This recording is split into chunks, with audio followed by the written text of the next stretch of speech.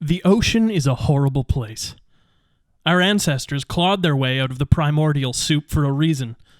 We only know 1/10 of what lies beneath, and in this humble podcaster's opinion, we have nukes and should use them to destroy the unknown 9/10 we've yet to discover.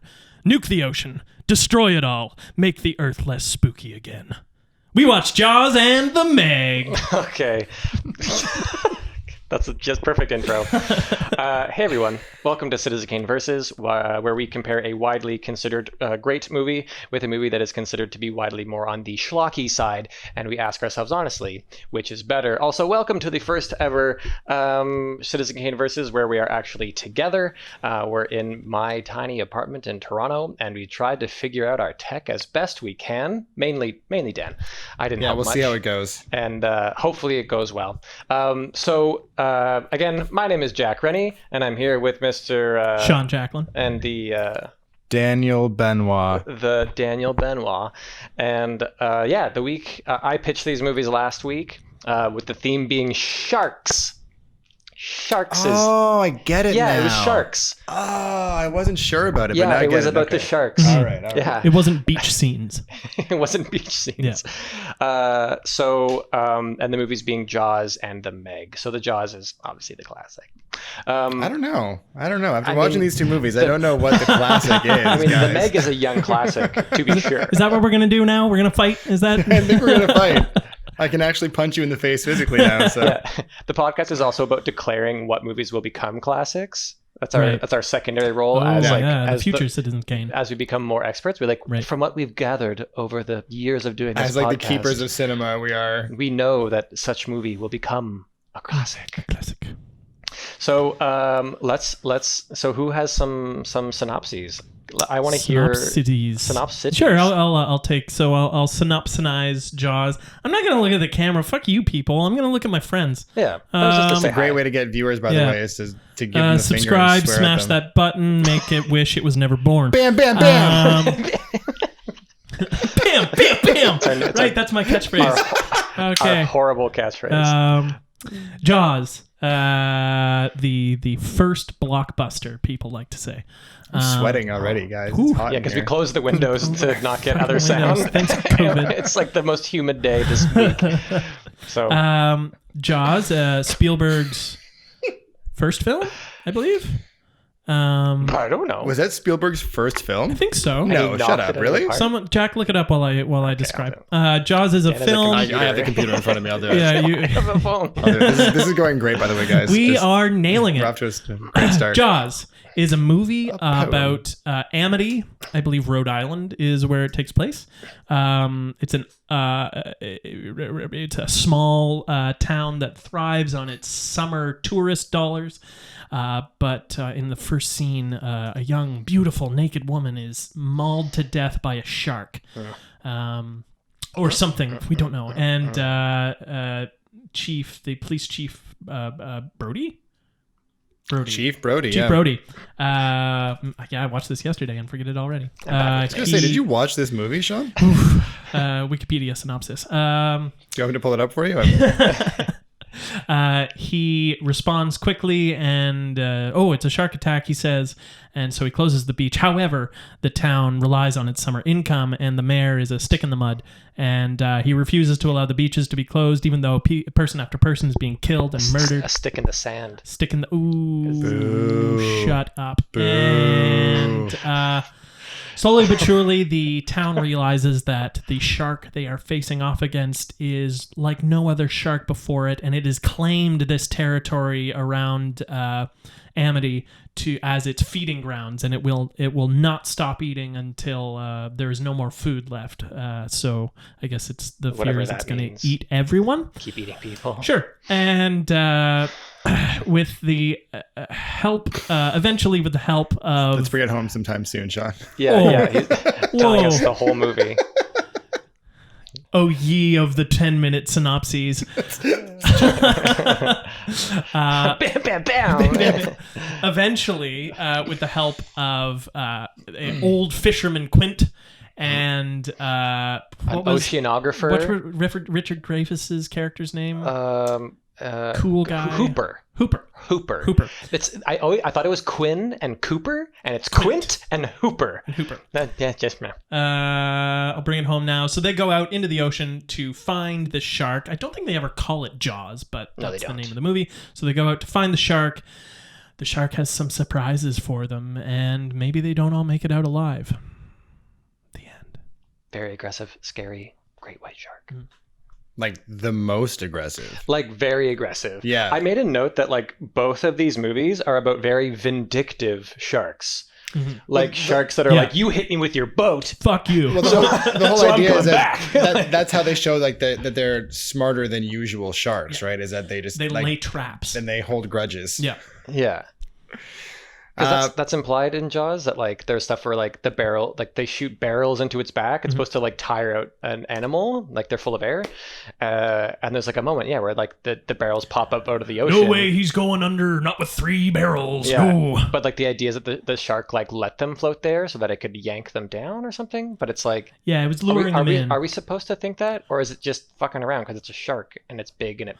I think we're supposed to assume that it is of slightly higher intelligence than a normal shark. Apparently, in the sequels, which I haven't seen, it gets like even more vindictive. Like the shark in future movies, like literally follows people to like various cities in the United States. Are you serious? Yeah. So it's like Jason from the Halloween movies, or Michael Myers' Halloween. Jason. Yeah, I only know it Jason because I saw Jason. a comedian do a bit about it years ago, and he talks about like.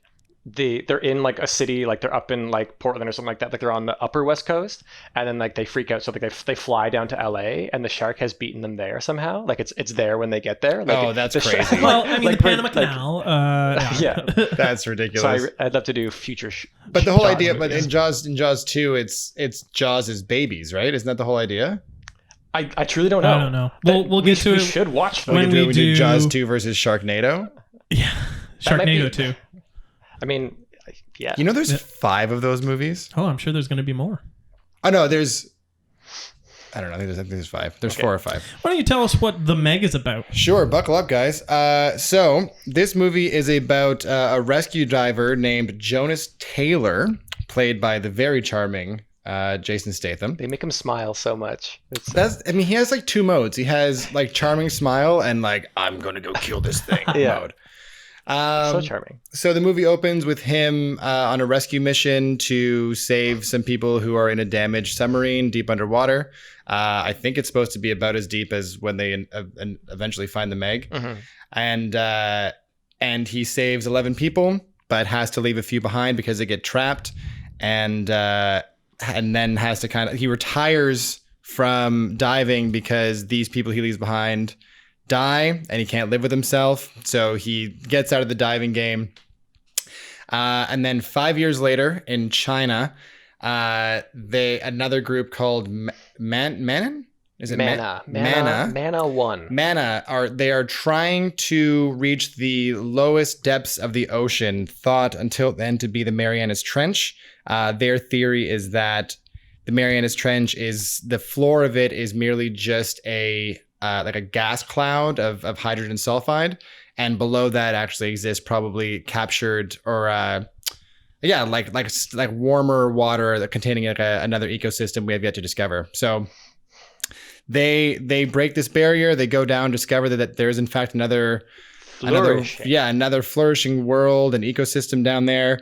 But then the ship that is down there very quickly gets attacked by a large sea creature. We don't know what it is, but we know what it is.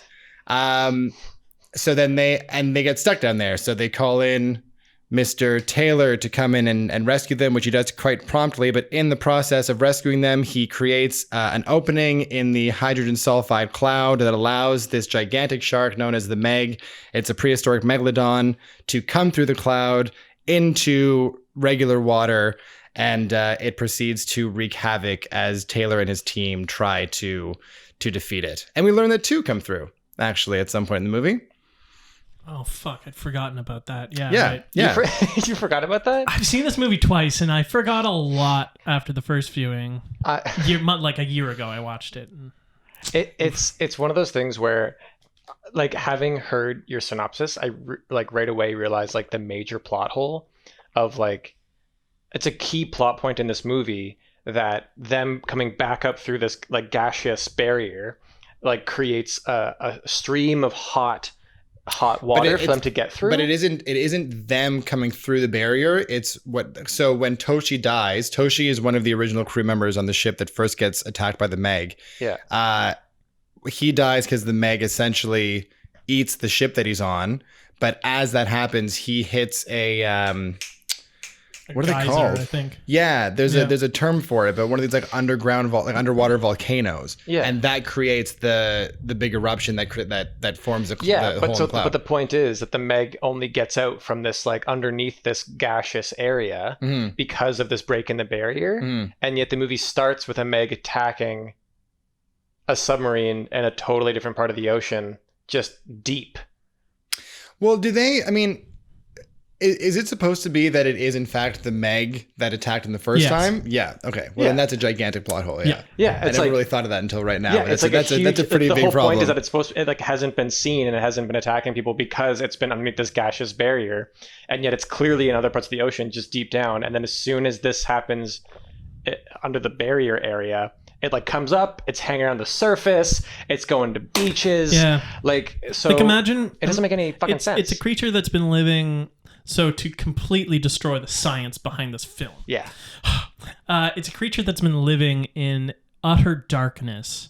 It's been evolving since prehistoric times in utter darkness, and it's suddenly coming up to the surface areas. It should be blinded probably for like most of its life. By the natural light of the sun and everything coming in.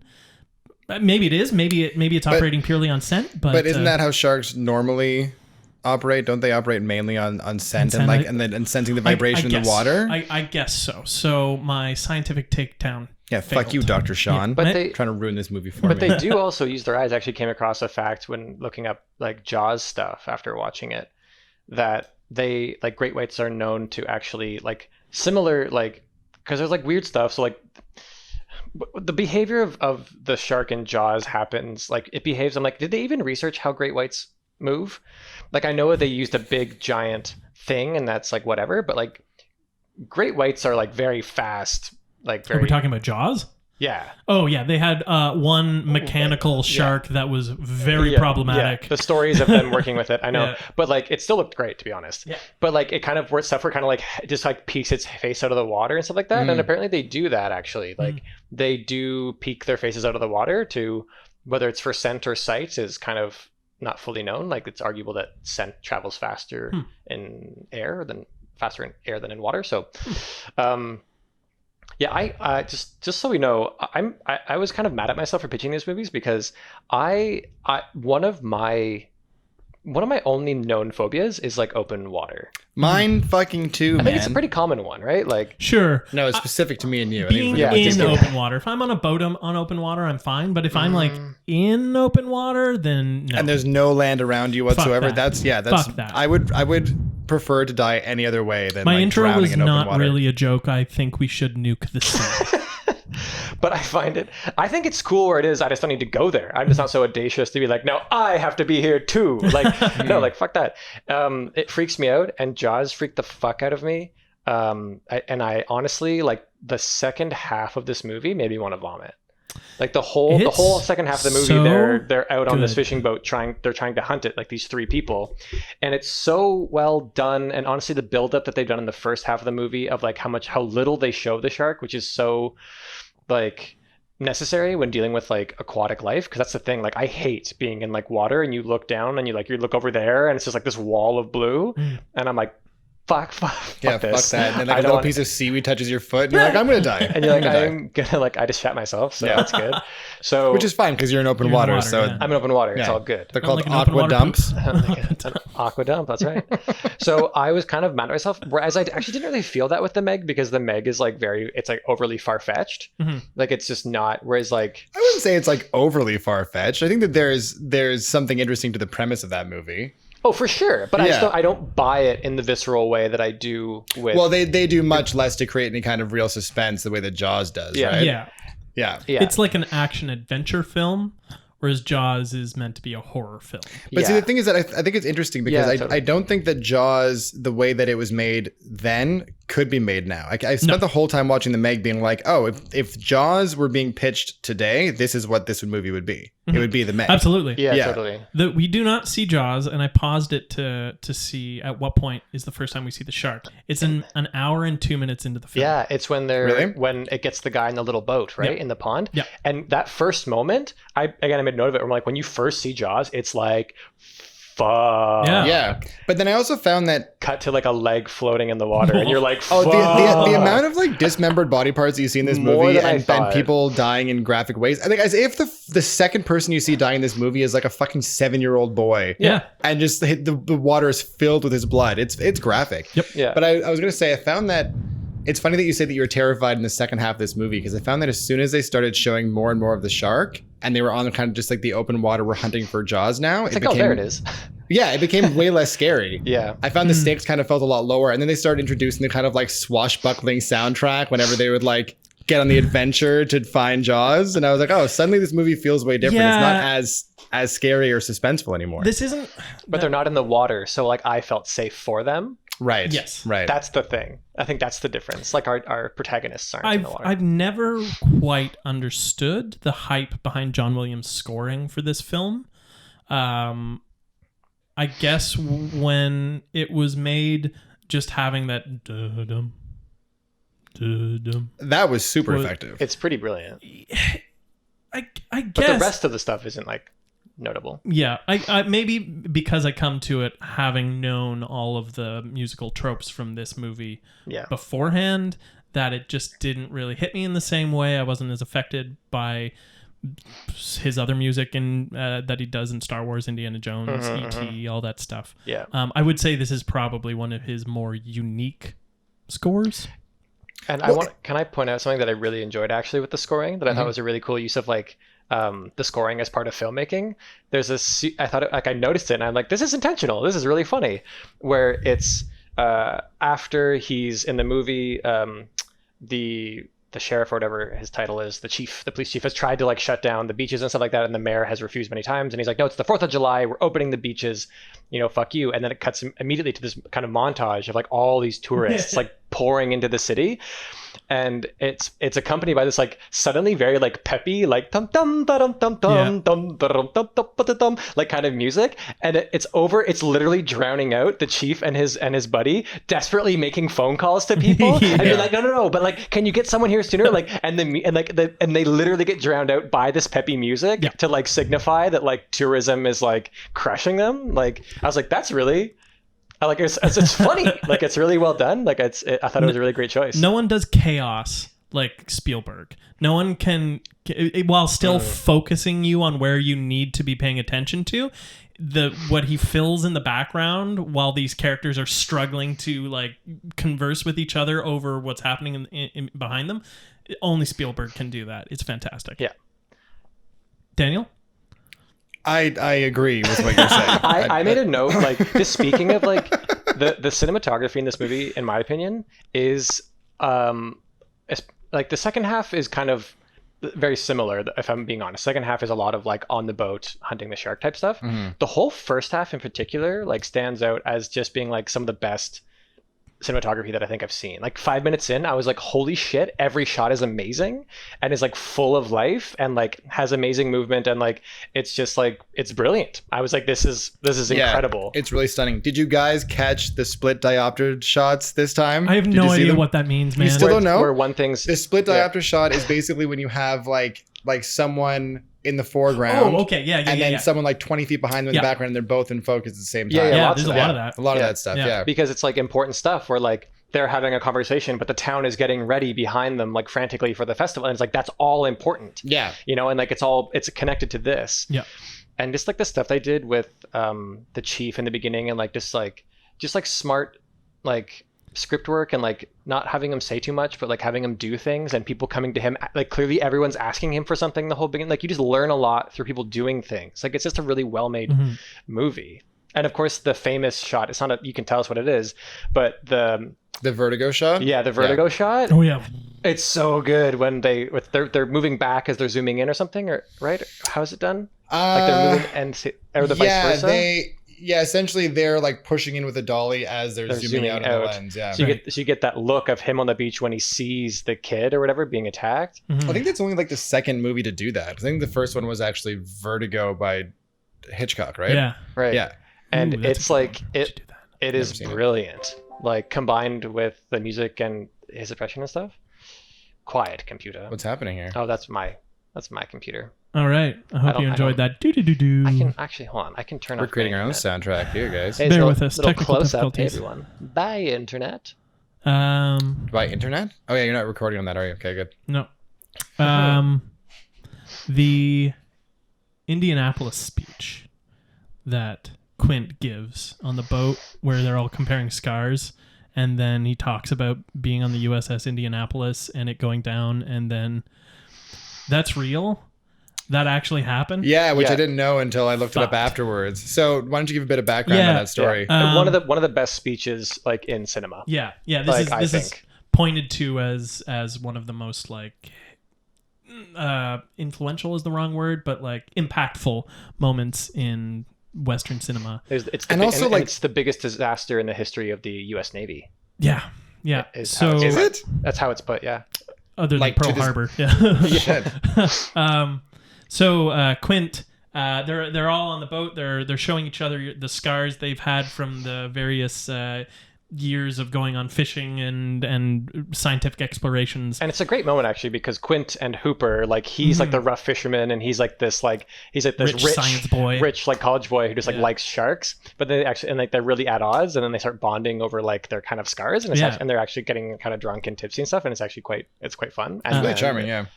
So they're having a wonderful time, and Quint shows. No, Hooper notices something on his arm. He's like, "What's that one's from?"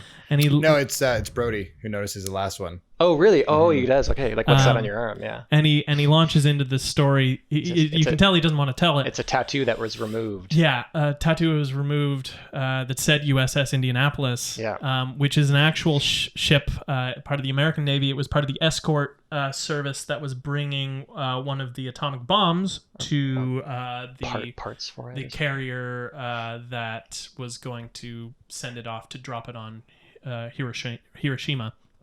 On its way back, it was torpedoed by a submarine, a Japanese submarine, and went down. 1,100 souls jumped into the water, he says, as the ship went down. And because it was a top secret mission, nobody knew where it was. Nobody knew it was out there. And these men were left to fend for themselves, floating in the middle of the Pacific Ocean. And tiger sharks, reef sharks, saw this, what is effectively a floating mass of food, and over the weeks that they were out no, there, it was like 5 days. 5 days. 5 days. They had a before few they were lifeboats. rescued. Like a bunch of them also just drowned in the ship. Yeah, But like 700 of them were in the water, and like yeah. I won't go into any more detail. I would say look up the scene and watch it, because if you want a description of what it was, he is breathtaking in how he performs this monologue. There's also Dan Carlin is a famous podcaster, and he deals with this disaster in a chunk of one of his more recent podcasts. About I guess we're shouting out Dan Carlin. So. don't shout out Dan Carlin. He's got Nazi sympathizers in his client base. It's fine. I mean, you just did it. I just did it. Don't listen to Dan Carlin. Shit. Fucked it big time. Yeah, it's just like one of many amazing moments in this movie. That I was just like blown away by. Just like the writing of it, the cinematography of it, like the practical effects of it, like making a big clunky ass shark, but like it was still more real than like the CGI Meg, for example. Yeah. Like it was. Oh, 100%. You know what I The mean? CGI in the Meg just generally was pretty fucking rough for like a huge budget Hollywood film. And they actually got a couple shots of real great whites. Stuff I noticed more towards the end. Did they? Yeah. There's like some. I was like, whoa, how'd they get that? Like, that's real. They actually had a great white like wrestling with a cage. Yeah. And it says at the end that they're like special thanks to this like this couple, these two people, for providing the shots of great white sharks. Oh wow. Yeah, they got like a special shout out for swimming in the water with the great whites, which apparently are actually they're not actually antagonistic to people much at all. Yeah. There's what, like one shark attack a year, basically. Like they don't actually look to attack Probably people. get hit by lightning more than you'll get eaten by a shark. Well, in your life. aren't they just drawn to blood? Like if they're not actually on the hunt for humans as food. Yeah, and they don't want to pick a fight with anything that looks like it's strange and is maybe going to fight back. Yeah. So I did a bit of research because I'm actually, so here's the thing. The second thing, I have like a kind of a phobia of open water. I'm also, there's a part of nature that I find more deeply fascinating than like the ocean and like deep ocean. I love deep ocean stuff. Which the thing I actually really loved about the Meg is like this idea of like this secret deep ecosystem with hidden like animals. Which like probably fucking exists somewhere. Probably fucking exists somewhere. Like they this does kind of happen actually. So the stuff with Jaws, like just in terms of like facts about attacking people, is that like they often like maybe you've seen the footage of them like fucking coming out of the water, like cresting entirely as they grab seals, and it's like the most terrifying thing you've ever seen. I've never seen that, but it sounds petrifying. Shark Week. Like they clear the water by like 15-20 feet Holy shit. as because they speed up from a seal from underneath, and then they just fucking boom. It's incredible and terrifying. But often they just swim up and they'll bite things like around their tails to incapacitate them, and then they'll wait for them to like bleed out, and then they eat them. So Oh my god. So exactly. So most shark attacks, even if they do happen, are usually non-lethal because of the same kind of logic. So a great white, why they're not successful with people is that you're more likely to die if you're alone. If you have someone there to help you, chances are you'll survive because they'll usually bite you and like, cool, now this person will die. And if you have a friend who like pulls you out of the water, the shark's like, wait a second. Oh, damn. Like they're not going to keep frenzying. Yeah. Also, at some point, I want to bring up that like there was a story. It's like not officially what Jaws is based on, but there was like a Jaws like shark actually that happened. It's called like the New Jersey shark attacks, where like 5 people were attacked within like a week. And they bring that up in Jaws? And like they talk about the fact that that this has happened before, and it then was like back in in like 1916 or something like that. Oh, maybe they were 5 kind people of in a week. Yeah, when they're trying to convince the mayor to shut the city down or shut the beach down. So that was a real thing that happened, and like not only that, but it did weird stuff like the kind of Jaws shark would do, where it had irregular behavior. So there was a boy that was killed, as well as another man who went in after him, the man survived, but it swam like inland. Like it was like a tiger shark. It wasn't a great white, but it was like another large shark. But it went like up a stream to where it was like salty fresh water, which was like totally. Woo. I think that's how they explain that Jaws got into the water in this movie too, isn't it? Like swam into the pond. Yeah. No, they give some explanation because they say that this particular shark is not native to those waters. Right. And God, what's the lead guy's name? Chief Brody. No, the other guy, the actor. Roy Scheider. Yes. He talks about the fact that I think he like swam upstream or came from another body of water and just like found a channel to get into like this main area, but it didn't like natively live there. I didn't catch that. It was like one throwaway sentence and that was it. Yeah. But there's like a thing that happened, and so like they actually caught the shark and they killed it, and they found the remains of like 5 different people in it. They were like, this was clearly a fucked up How shark. about that? Cutting open the shark to check its intestines scene. Jesus Christ, that was disgusting. Yeah. But I mean, most of this movie was pretty disgusting. Like I was, what's happening? Speaker, Test. Check that mic. No, looks like you're good. It just turned itself off. But it's Did you hear it in your ear? It's still picking me up. Sorry. Can you not hear us? I don't know. I don't hear you in here. Oh, this is weird. All right. But I don't see why I would. I'm just connected to the. Great. Just in case. We're gonna do that East Coast shit. Hopefully, I have sound at the end of this podcast. Yeah, they're picking it up. That'll be something. I think it's actually hotter now. Yeah. It's funny because I was floored by how gruesome this movie was, Jaws, and how non-gruesome the Meg was given its content. Yeah. But a funny story, I think I read an article one time, I might be making this up, but Jason Statham was pretty quick to like denounce that movie after he shot it. Really? Because he watched the cut of it and he's like, this is not the movie that we signed up to shoot. Apparently they shot like it in the script, and like the stuff they shot was way more graphic and meant for a much but they older audience. Wanted a PG-13 exactly. Yeah, so they totally rejig it to make it much more like appetizing for younger audiences. Well, and also a certain market probably has a lot of money invested in this film, and they need to show it to as many people as possible. Which market, Sean? What market might you be talking about? We'll Sean? talk about that in a Which second. market? Yeah. Australia? Yeah, You mean the Australia, Australian, right? New Zealand film market is very big, and they invest in a lot of Hollywood films. Is it Rainn Wilson? Rainn Wilson is himself? It's Rainn, Just Rainn Wilson. Privately Rainn Wilson. who didn't need to be in that movie at all, by the way. No, I both didn't like him and enjoyed him. He was funny a number of times. Yeah, but he But was. I made a not note of funny his other very times. fake laugh. Which is Yeah. is that intentional, or are you just? I made you a don't- note about that too. So Rainn Wilson, for those of you who haven't seen this movie, otherwise known as Dwight from The Office.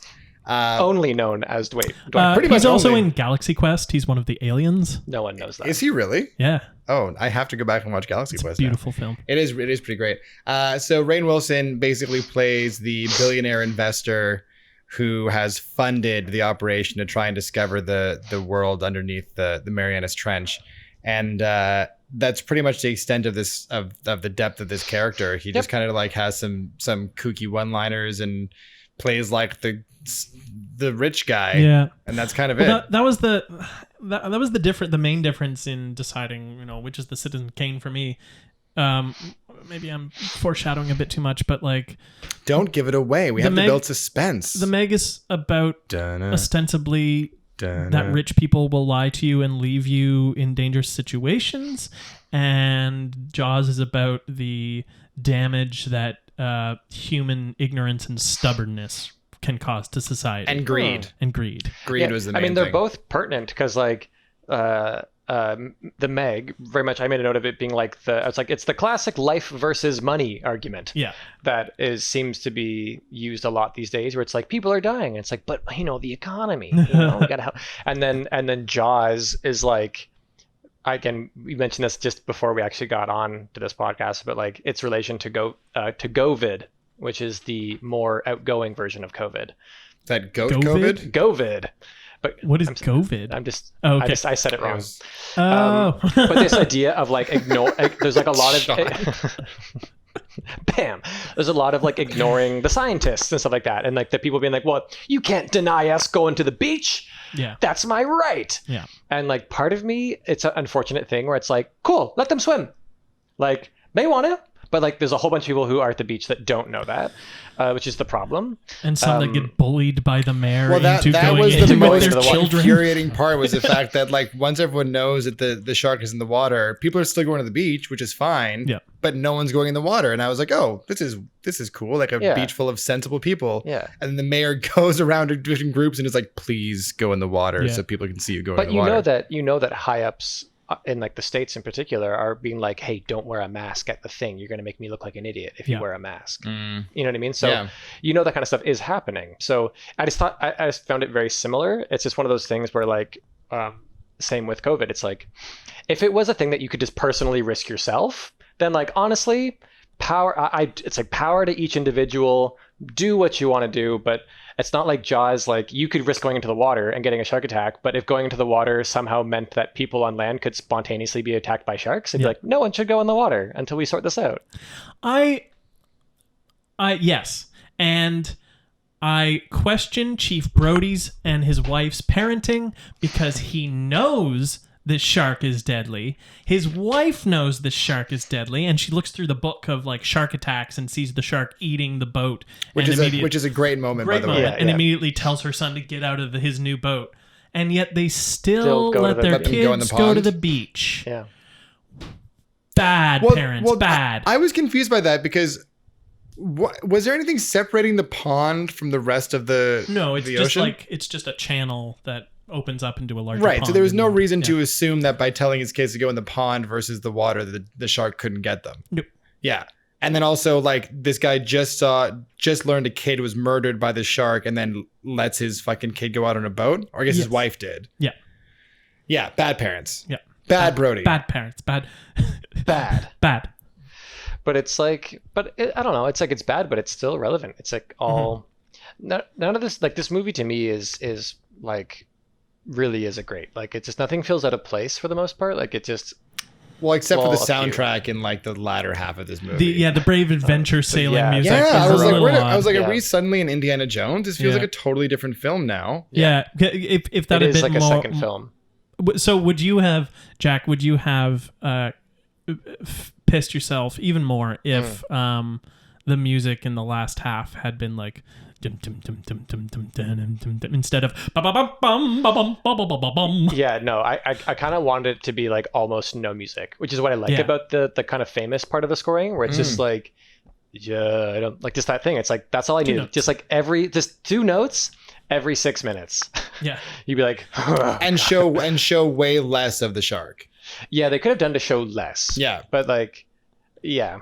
And Yeah. maybe taken like 20 minutes off the end of this movie. Yeah. I felt like Yeah. But then the climax comes and it happens and then the movie ends.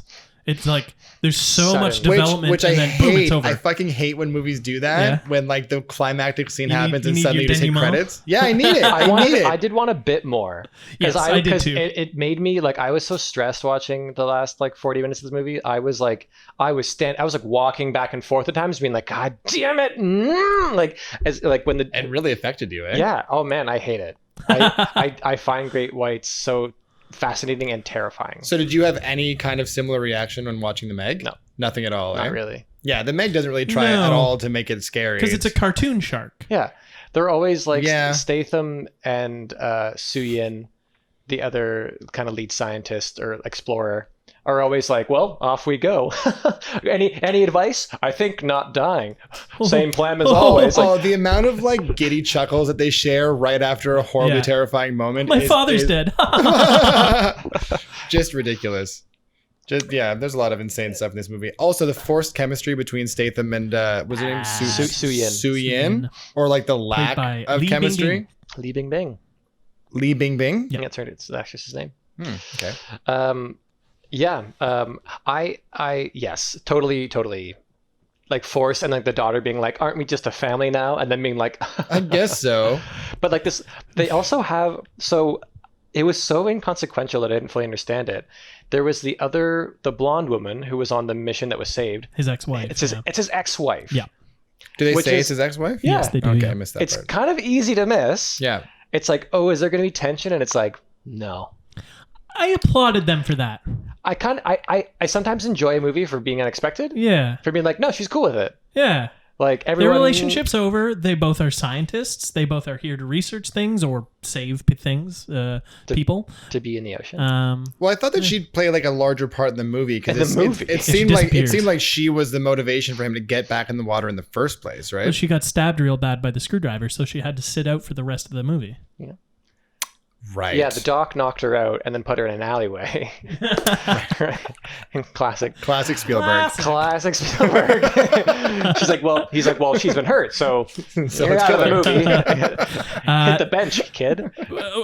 That's classic Turtletaub, who we've seen direct National Treasure already as well. The Meg Shut up. Get is- out of here. Which explains his like movie making genre is bland. That is what he makes. He makes movie, and the movie doesn't question anything. His movies don't try and push any boundaries. They just are movie, and then movie ends, and directed by John Turtletaub appears. Under some like some repurpose. What was it? Hey Mickey done in Chinese. In Mandarin. Which was Fuck. great. Which they have, and I'm pretty sure it was in Mandarin, but it comes up over seeing Jason Statham now years after the first accident, kind of drinking in Thailand. And I'm like, are you just like, I don't think this is being sung in Thai, but Well, no. Is it playing when we first see Jason Statham? Yeah, it is. Oh, and then they replay it for the credits. I think it's the English version the first time, though, isn't it? No, it's not. I remember okay. hearing it twice. I know it is. and it's one of those things. It's just clearly because, so Sean hinted at it, this movie has major connections to Chinese interests. Like they clearly like helped co-produce this movie. So like almost half the movie is spoken in Mandarin, which I'm not against actually. I'm totally cool with that. Like people are Chinese, like speak Mandarin. Although I get bugged sometimes because like even I recognize sometimes that like they're not giving the translation of like what it is, like what they're saying. Oh. Like even I catch little things. Like Yeah. I'm not fluent, but like I can recognize some things where like just I know they're not doing it because there's a little difference where like Suyin is having a conversation with her daughter, May, and she is like she essentially says in Mandarin, she says "Mama loves you." She's like speaking kind of in a third person thing, but it translates as "I love you," and then the daughter says "I love you too" kind of thing, and that's "I love you too." But it's like, why couldn't it be like mama loves you, like, or you, like your mother Right. loves you, like Yeah, it's just it's one of those I've things noticed- that like when I see that I recognize it, I go, okay, what else are you not like translating? Perfectly, or like- translating the like tone and meaning. Just like the meaning of it, Yeah. like, you know what I mean? And there's a thing about translation that you don't. It's not about being literal. It's about getting the meaning across. But it's like, Now I may have missed this what you just said, and this might be a stupid question, but is there a way to just say "I love you" in Mandarin, or is it only like you have to refer to yourself? In no, the yeah, third you can person? totally say like I love you. That's Okay. that's what the daughter says back. Right. Can you before we No, I don't. we throw it off to a commercial break? Are we doing a commercial break? I don't see think why we I don't would. think any sponsors paid for this one. I think No? definitely Definitely not. We have to go straight Okay. through this. I guess ads are over. Let's do a break in case we get a sponsor one day. Let's Sure. just do a little quick. Hey, I love you. I love you. Okay, ready? Was this the break? I'm No, not this sure was what's it. happening. Just and we're back. Awesome. That's for I was the gonna try to whisper things to you that only you were supposed to hear. into your mic. That's not how this works. We're figuring out the text still. I'm still figuring out tech. I'm the producer. I really guys. shouldn't have worn the. I feel like I might sweat through this light blue I'm shirt. for sure already sweating, but Yeah, it's fine. yeah, it's hot in here, folks. We're suffering. But the Chinese interesting. So I kind of wanted to talk about too, like even little things. Like there are bigger things that are clear, but even things like you mentioned, Suyin's father, who's like the chief scientist on the Mana One operation, he dies, but it's like. I just imagine a conversation with like the screenwriters and like the like Chinese producers who are part of it, and it's like, and then they're like, great, like he's like this great, like very noble, like older Chinese man, like he seems like a great guy, like all around, and then the screenwriters are like, okay, so then he dies, he gets eaten by a shark, and they're like, no.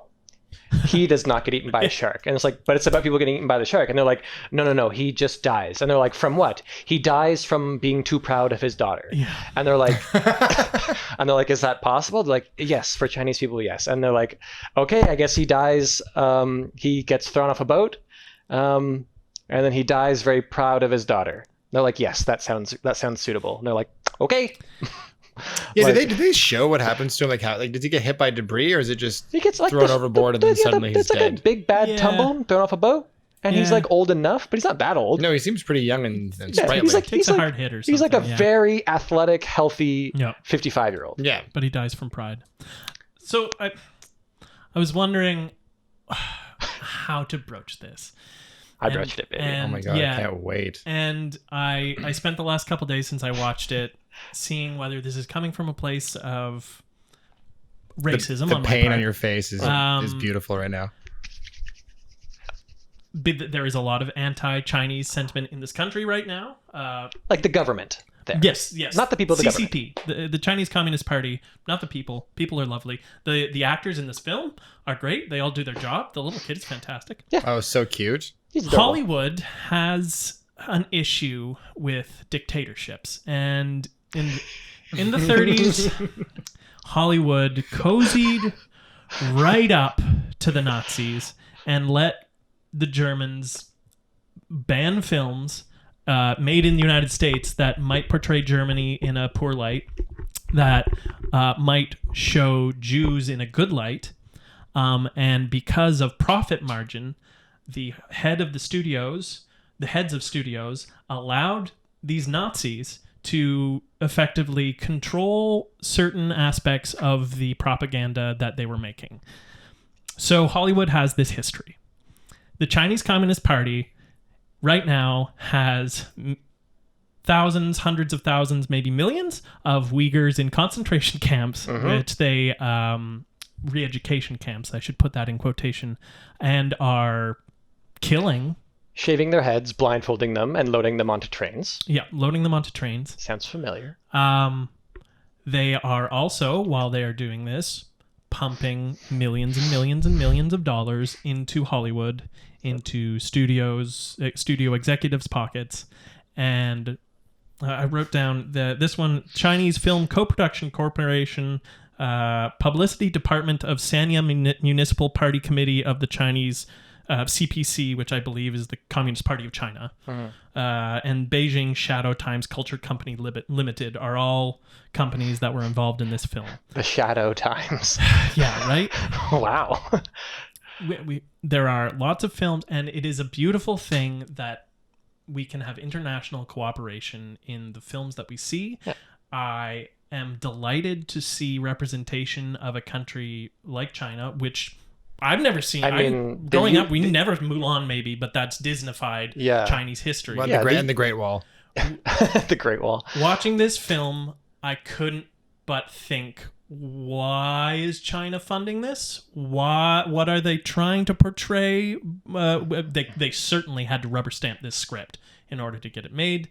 And why did they let this be the film that we see? So I think going forward, it's a conversation we all have to have when we see large Chinese investments in Hollywood films such as this. What is the message that the Chinese Communist Party is trying to give us in this film? Yeah, and it's worth weighing against the fact that this is also just something that is easier to recognize because it stands out from what we've usually seen, which is more often an American pro-America propaganda, right? So we watched Olympus Has Fallen, which is the same kind of bullshit, just wrapped in a different national flag. Yeah, so it's just one of those things, like, to just be continually discerning of who is funding these movies and realizing that they have a power beyond just like entertainment. Yeah, I thought it was interesting. Like, I made a note because I recognize this. This is a kind of known thing that's happening in Hollywood. The growing, it's argued that it's also just for like that Hollywood has broken into the Chinese market, and there's a huge amount of people that will see movies there. So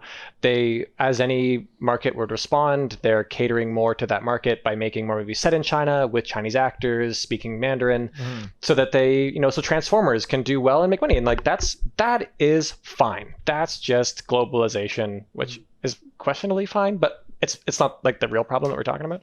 But I thought it was interesting that like this movie has Suyin's father, Dr. Zhang, he's the one who speaks a criticism of shark fin fishing, which I was like, they're trying to separate themselves from that issue real hard. But I was like, wait a second, like he's like, oh, yep, they take the fin and they leave the rest of the shark to die, and I was like, that's like.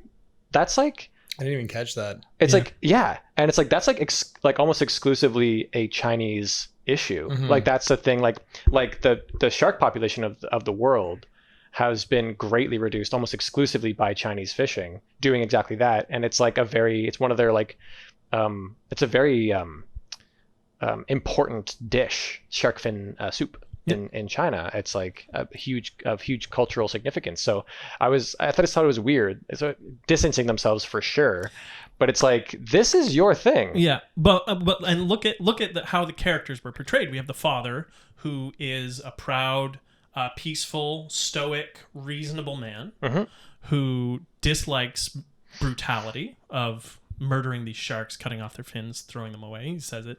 The daughter is she's hardworking scientist who's raising her daughter on her own. She's stunning. Stunning. And they are also the only voices of cooperation really on the team. When shit hits the fan, they're maybe I'm pulling maybe I think you may be stretching. Everybody seems pretty cooperative. Yeah, when shit hits the fan. Yeah. But you got to look at what they're showing. You gotta look. It's just one of those things where you kind of feel a bit more of a drive to go, okay, so yeah, what is the, like, there's decisions have been made about this movie that are beyond just like storytelling, like for the sake of a script. And it also takes place in the South China Sea, which is a place where China currently is building islands and asserting territorial rights on. Even though other countries who have had territorial rights in those waters for centuries have been like, what? No. Yeah. So then a movie comes out like this, where the first half of it is them showing, oh, look at our wonderful facilities. We own this area, Look how much we care about the oceans. Yeah. You should. This is what we do here. Also, the Japanese character dies like first, which is like, oh. It was so sad too. Yeah, hero from Heroes. Yeah. His name is Hero in Heroes, right? Yeah. Hero. That's this white cis man's view of this movie. Read that how you will. Well, hopefully not. Hopefully know that it's meant with no ill will. It's not. I mean, it's not. It is, but it's not. Only toward the Chinese Communist Party. And this is going to be the And thing Hollywood that- at large. Yeah. Yeah. This is where we get defunded from because we Defunded. Sorry. All of our sponsors just all dropped of, us, our, all of guys. our sponsors. Miranda's going to kick us out of the apartment. Yeah, exactly. No. Wait, like the CRB is connected to China. Okay. Probably. Yeah. So anyway, like it's just something that like is worth mentioning. But Where do we go from there, though, guys? Back to Jaws. How do we deviate from this now? Because we mentioned father-daughter situations. The parents' ages in Jaws compared to the kids don't make any sense. The chief is fine, but every other parent, like the boy who gets eaten, he is like 8. Oh, yeah. And his mom. And his mom goes- is like 50 something. She's like clear, but like all of the parents look like grandparents, and they're like my son, and it's like you are 63. When else did you that haven't- happen? Like honestly, if you watch it again, trust me, like the kids are all like 8 and 9 years old, and all the other parents are like old. They're like 60. The only thing I noticed about any parent in this movie was how fucking horny Brody's wife was through the whole thing. and what a dilf Yeah, he is. there's like 4 different scenes where she's like rubbing him sensually, yeah, or like you yeah. want to get drunk and fool around. Like she's just like, which is fine. We're But finally I was in like, oh, person, this is an interesting so, plot point. so Dan can rub me as well. Ooh. Oh, Whoa, shit. whoa. COVID reach there, boys. Sorry. It was hand to fabric. Yeah. I am gonna kiss you later. Oh, yeah. Here, if you could just douse your shoulder. there. Anyway, that's a random gripe. I have other gripes though. Can we just keep griping? Yeah, with it? gripe Right, away, let's buddy. fucking Right. Thing bad. Thing bad. Okay, Ruby Rose. Vastly underused. Vastly underused, but also can a costume designer also like can she sort of be a different character once? She is like literally like Ruby Rose is Is this like this the cool looking black haired Jax, I think, chick? is Yeah. it- Is it Jax? She's like the hacker girl. she's the hacker girl scientist on this thing, and yet she's the only one wearing fucking all G-Star or whatever the entire movie, like these like cool clothes, and it's like you work as a and just scientist. like showing off all of her sick tattoos. Yeah, and she's like pouting, and it's like you can look how you want to look. It's not saying like you can't look like that and be a scientist or whatever, but it's like, can Ruby Rose not look like this in one movie? What other movie have I seen? She did She's in a. John Triple Wick. X3, Rise of Xander Cage. I for Return of sure, Xander I Cage. for sure Too. didn't see that movie, but isn't there one where she plays like a superhuman hero or something? I don't know. I don't know. Or I think She's I in you know John you know Wick what I think she's in John Wick. 2. I think I'm thinking Oh, yeah. of that movie that Charlize Theron did a few years ago. Atomic Blonde? No. No. There's one where Ultraviolet or something. Oh, yeah. You know what I'm talking about? Where Yeah. she looks pretty similar. She It's has like a like a similar decade ago. haircut. Oh, yeah, yeah, I mean, yeah, it has like the slicked over, Yeah. pointed black hair. So they're in the boat and they're on their little raft thingies, and the one guy turns to Ruby Sean's like, I'm Rose. going to change that topic real Yeah. quick. No, it's about her hair, and he's like, "What happened to your hair?" And she's like, "What happened to yours?" And he's bald, and we're like, "Haha, bald joke." But what was wrong with her hair? I don't know. Was it wet? Did he not like wet hair? I didn't Yeah, get it. I kind of got the impression the implication was her hair used to be longer, What? and then she cut Did the it. shark eat it? I don't know. The shark ate her hair. Shark ate her hair. Shark cuts. The only barber guaranteed to have safety during COVID. That guy's name was what? CJ? DJ. DJ. His name was DJ. DJ. He's And the he was token- purely there to be the token black man in this movie In, to like, the have most like token way quirky possible. one-liners through the whole thing. Yeah. Most token, Yeah. couldn't swim. Like Oh, jokes about yeah. swimming, which is like, oh, come on. Yeah, and it's funny because he was actually one of the best actors in this movie. Yeah, he was and funny. He was great. Totally underutilized. Yeah. yeah. Yeah, there was a lot of like, these are cool characters. Your team is too big. Your team is too big. But they had to get all of the ethnicities in there, Sean. That's why. I like That's clearly what it felt like. a little bit. Yeah. I was frustrated with, and it ended up becoming a thing. So like we mentioned, it's pretty sad when the guy Toshi dies. So sad. It's a sad moment. Yeah. And I was frustrated because they're doing the first drop, and it's Statham's ex-wife and Toshi and this other guy who's played by like an Icelandic actor. His name is like Olaf Olafsson. I think in the movie he's just called the Wall. Yeah. Is it real? Yeah, I think Yeah, so. they call him the wall. And later when he's like, yeah, and they got Toshi and they got the wall. Like, that's And when his name? when he said that, I was like, was there some kind of big structural disaster that I missed? Because I didn't understand what he's talking about. But he is like this. He's this like large Icelandic man, and he's like 300 pounds or something like that, or more. And so like the first expedition, they're down and they're in like this very small, like barely a 3-person like sub, Mhm. and I was like, I don't know if you like. That's why you can't be like, you can be a scientist and you can be anything you want. Like there's no, I'm not again like saying you can't be whatever weight you are. Like that's, I'm not judging anyone here. But like if you're on a 3-person sub, and it actually becomes a thing where like he struggles to get out of the sub in the emergency, and Toshi like has to push him up essentially. And I'm just like that's why there's like fitness standards for like if you're an astronaut, you know what I mean? Like there are reasons Not that in are movies. Or in deep diving, I don't think. I think it's kind of just like if you're the best, like intellectually for the job. I honestly don't know. If it's about, because you have to be, you need to be physically fit to survive also the air pressure. They let James Cameron go down in subs all the time. Yeah. I don't know how physically fit you have to be. Yeah. I'm just saying it's Is a there very stuff- it's a very is there very evidence that he's small not sub. fit? I just don't like James Cameron. Should we talk about that a little bit? What's your gripe with James Cameron? We'll get Funded into by it. China, when, huh? We'll get into it when one of you fuckers makes me watch Titanic. Oh, I love Titanic. Oh, I'm medium about it. I've seen that movie so many times. Well, yeah, I mean, that never crossed my mind. I never thought that, and I also didn't think that we'd be here discussing. We just brought up China. Yeah, true, fair. Yeah, I don't know. I mean, I don't know if there's like fitness requirements to be a marine biologist or whatever the job title of those people is. Because Movie star. for sure, Yeah. no fitness requirement to be a movie star. It's one of those things where it's like I'm happy. Like, don't get me wrong. It's like I'm super pumped for him to be featured. Like he was good in the movie. And Yeah, he like, was great. He was great and all that stuff. And like I enjoyed him a lot. His accent confused me. I feel like there were some times where he was just American and sometimes where he was like Icelandic, yeah. and I was like, I'm not sure if this is like a bad accent. That's kind of like the Icelandic accent. Yeah. They speak really good English until it slips up. Interesting. It's like, oh, you speak fluent. Oh, what was that? It's one of those things. It's not a consistent accent. It's very funny like that. Anyway, it's just a random thing. It's not a real like gripe. It's not against him, the actor, or anything like that. It's just like You just like, want only thin marine biologists. that's essentially what I'm saying. Yeah. Okay. Jack hates anyone of a certain body type, if you know what I mean. That's what I'm saying. Okay. That's So my vibe. should we just like lengthen the list of things we hate on this podcast? Chinese government, Mm-hmm. overweight people. What else you got, Jack? That's what I'm leaning into. I Thanks, love guys. everybody and everything, for the record. Hey, guys. I don't just hate the Chinese government. I hate many, many governments across this country, including our own at every level. So, Yeah. that's going to read real poorly on the audio bit. The turn to camera and mug. Yeah. Hopefully everyone's watching this on YouTube. Yeah, if you're only watching this on Spotify, because you watch Spotify, be sure to tune in and listen. Just to for that the- bit. To the YouTube. Don't watch it, though.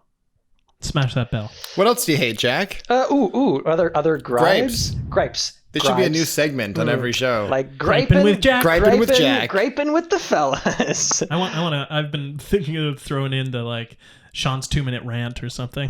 Yeah, we need a segment like that. I mean, that would be totally fitting. That's what the CCP thing was. 2 minute. Yeah. We'll have Daniel's 10-minute synopsis and Sean's 2-minute rant. Sean's soapbox. Gripes. Can we talk about the Meg's just like the beach scene where like the Meg finally shows up at the beach? The homage to Jaws. But slightly less infuriating than Jaws. What's happening? My it's still picking headset. up. Yeah, I just turned it back on. It just Okay. auto turns off sometimes. I don't know why. It's not familiar with what's going on. Maybe it shouldn't be on for that long. Who knows? Also, is that outlet not working? I can. computer is It's, not oh charging. yeah, that's because connected to a Technology in 2020. Just keep going. I found the beach scene to be a lot less infuriating in the Meg. Only because the people on the beach didn't know that there was a gigantic shark in the water, so they were kind of like just enjoying what they thought was a safe summer. Ladies, come over here. I mean, that happens. Yeah. Are you often on rafts Who that among are us floating? hasn't just yelled at a random group of women all to join on the male beach? raft parties that see all female raft parties, and you turn and go, "Hey, ladies, It wasn't come an over here." all-male raft party. Theirs It was an was. all-male raft There was like party. 3 men on a raft, and It was there was an all-male people raft of both party. genders, or maybe all genders, all around the raft. It was not an all-male raft I love party. how ladies. Sean was like, and this, and Dan was like, suddenly very grounded. Like, Yeah. look, they held the mirror up to reality. They are filmmakers, you know? This is like suddenly just like, well, Sean. When the helicopters hit each other. Yeah, what Oh, the that fuck? was ridiculous. Like they're like, That we was- need to like raise the stakes in this scene. The pilots don't pay attention. Yeah. Well, see, it's funny because these 2 movies, they kind of went in opposite directions in the latter half of the film. And They I really kind- do. Yeah. They really do. But I kind of appreciated the fact that, like, at least the Meg tried to continuously up the stakes. Granted, it was with ridiculous helicopter crashes and introductions of other sharks or like second Megs that we didn't see at all during the rest of the movie. Yeah. There's always a bigger fish. It's copyrighted. But I appreciate that because at least in Jaws, the last like hour of the movie, I felt lost a lot of its momentum because Yeah, once it they're hunting does. for the fish, it's kind of just 3 men on a boat. Yeah, Character and for like an hour, yeah, For like an hour. It's something like a short play. And then there's like 10 minutes of like intense action and the movie's over. I will take a 5-hour movie of Quint telling me old man sea stories, Yeah, and I will lap that up. not 5 sure, hours, but yeah, an hour was enough. Well, yeah, and like maybe not in this particular movie. Maybe like establish the tone of the movie and then stick with that for the whole movie. Right. Yeah, You know what I mean? It's a bit of a tonal, like a bit of a tonal shift, not even just shift, but like it's like whoa, it's like yeah. it's a Yeah, hard, it's a and hard I- shift. And I was really invested, and then suddenly I was like, oh, okay, I would like for this movie to kind of wrap things up pretty soon. Yeah. And then the Meg was just like a snowball of explosions and Yeah.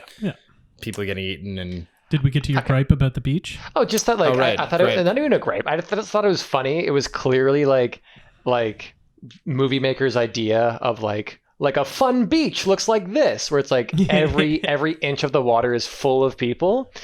We have like kids in little floaties. Yeah. We have the more like teen 20-year-olds like on their rafts being like, hey, flirtatious. Kids eating a popsicle. Then you got like people in these like fun looking like balls, like plastic balls that they roll inside of on top of the water. Then also people in kayaks, like in with the people swimming around. Also sea-doos, like everything is there, like just everything at once, all on top of each other. I mean, I'm kayaks sure. were in with the Have people. you ever been to a beach party in China, Jack? I mean, I wish actually. I mean, if That it's sounds anything pretty like, yeah, if it's anything like, I'm not when allowed Meg- in the country after this episode. For But, sure, no. Jack, let me ask you this: how much issue did you take with the slightly overweight kid eating the popsicle in this yeah, movie? do you hate Oh him? my god! you hate I that was kid? I was like, he's never gonna be a Marine biologist.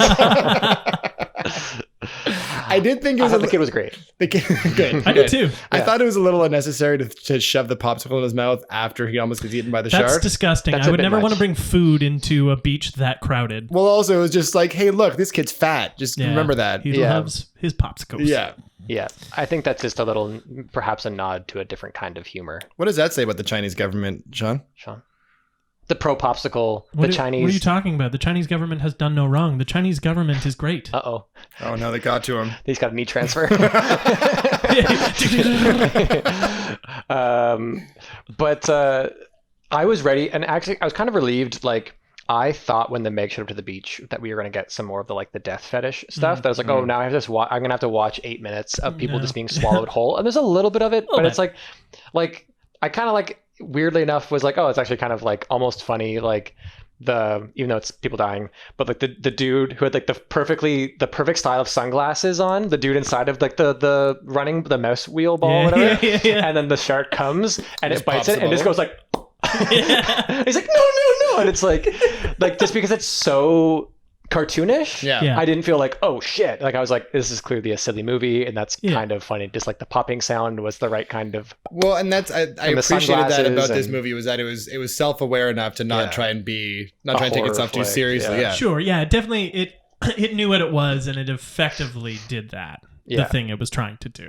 I think Pippin should I was about to say the get a dog. nod for getting the fuck away from that lady. Yeah. Holy shit. Yeah. No wonder I'd jump in the ocean too if I have to be around her From all the day. bride. Yeah. Yeah. Although I was very confused as to how that dog made it out alive. Movie I'm glad magic. because like Hollywood. I was very mad because both these movies have dog things. I kind of wondered if it was like their smallest homage to Jaws was like the dog moment. Because Jaws, a dog is swimming and then the dog is gone. And I literally made a note. I was like, don't you dare mess with that dog. And then the dog disappeared. I was like, they messed with the dog. That's so funny. So I was watching this movie with Brody. No. Not the Chief Brody, but my roommate Brody, which was also a lot of fun. Shout out But- Brody. Shout out to Brody. We call him the chief. I'm going to now. Yeah, he's Chief Brody to us now. But both times that the dog thing came up, he was like throwing books around and was like, I swear to God, if they kill that dog, I'm going to sleep. That's it. He was like smashing things. He was so pissed. He's a big dog lover, but it was... Yeah. At least they don't show it get eaten. Otherwise, that'd have been even worse.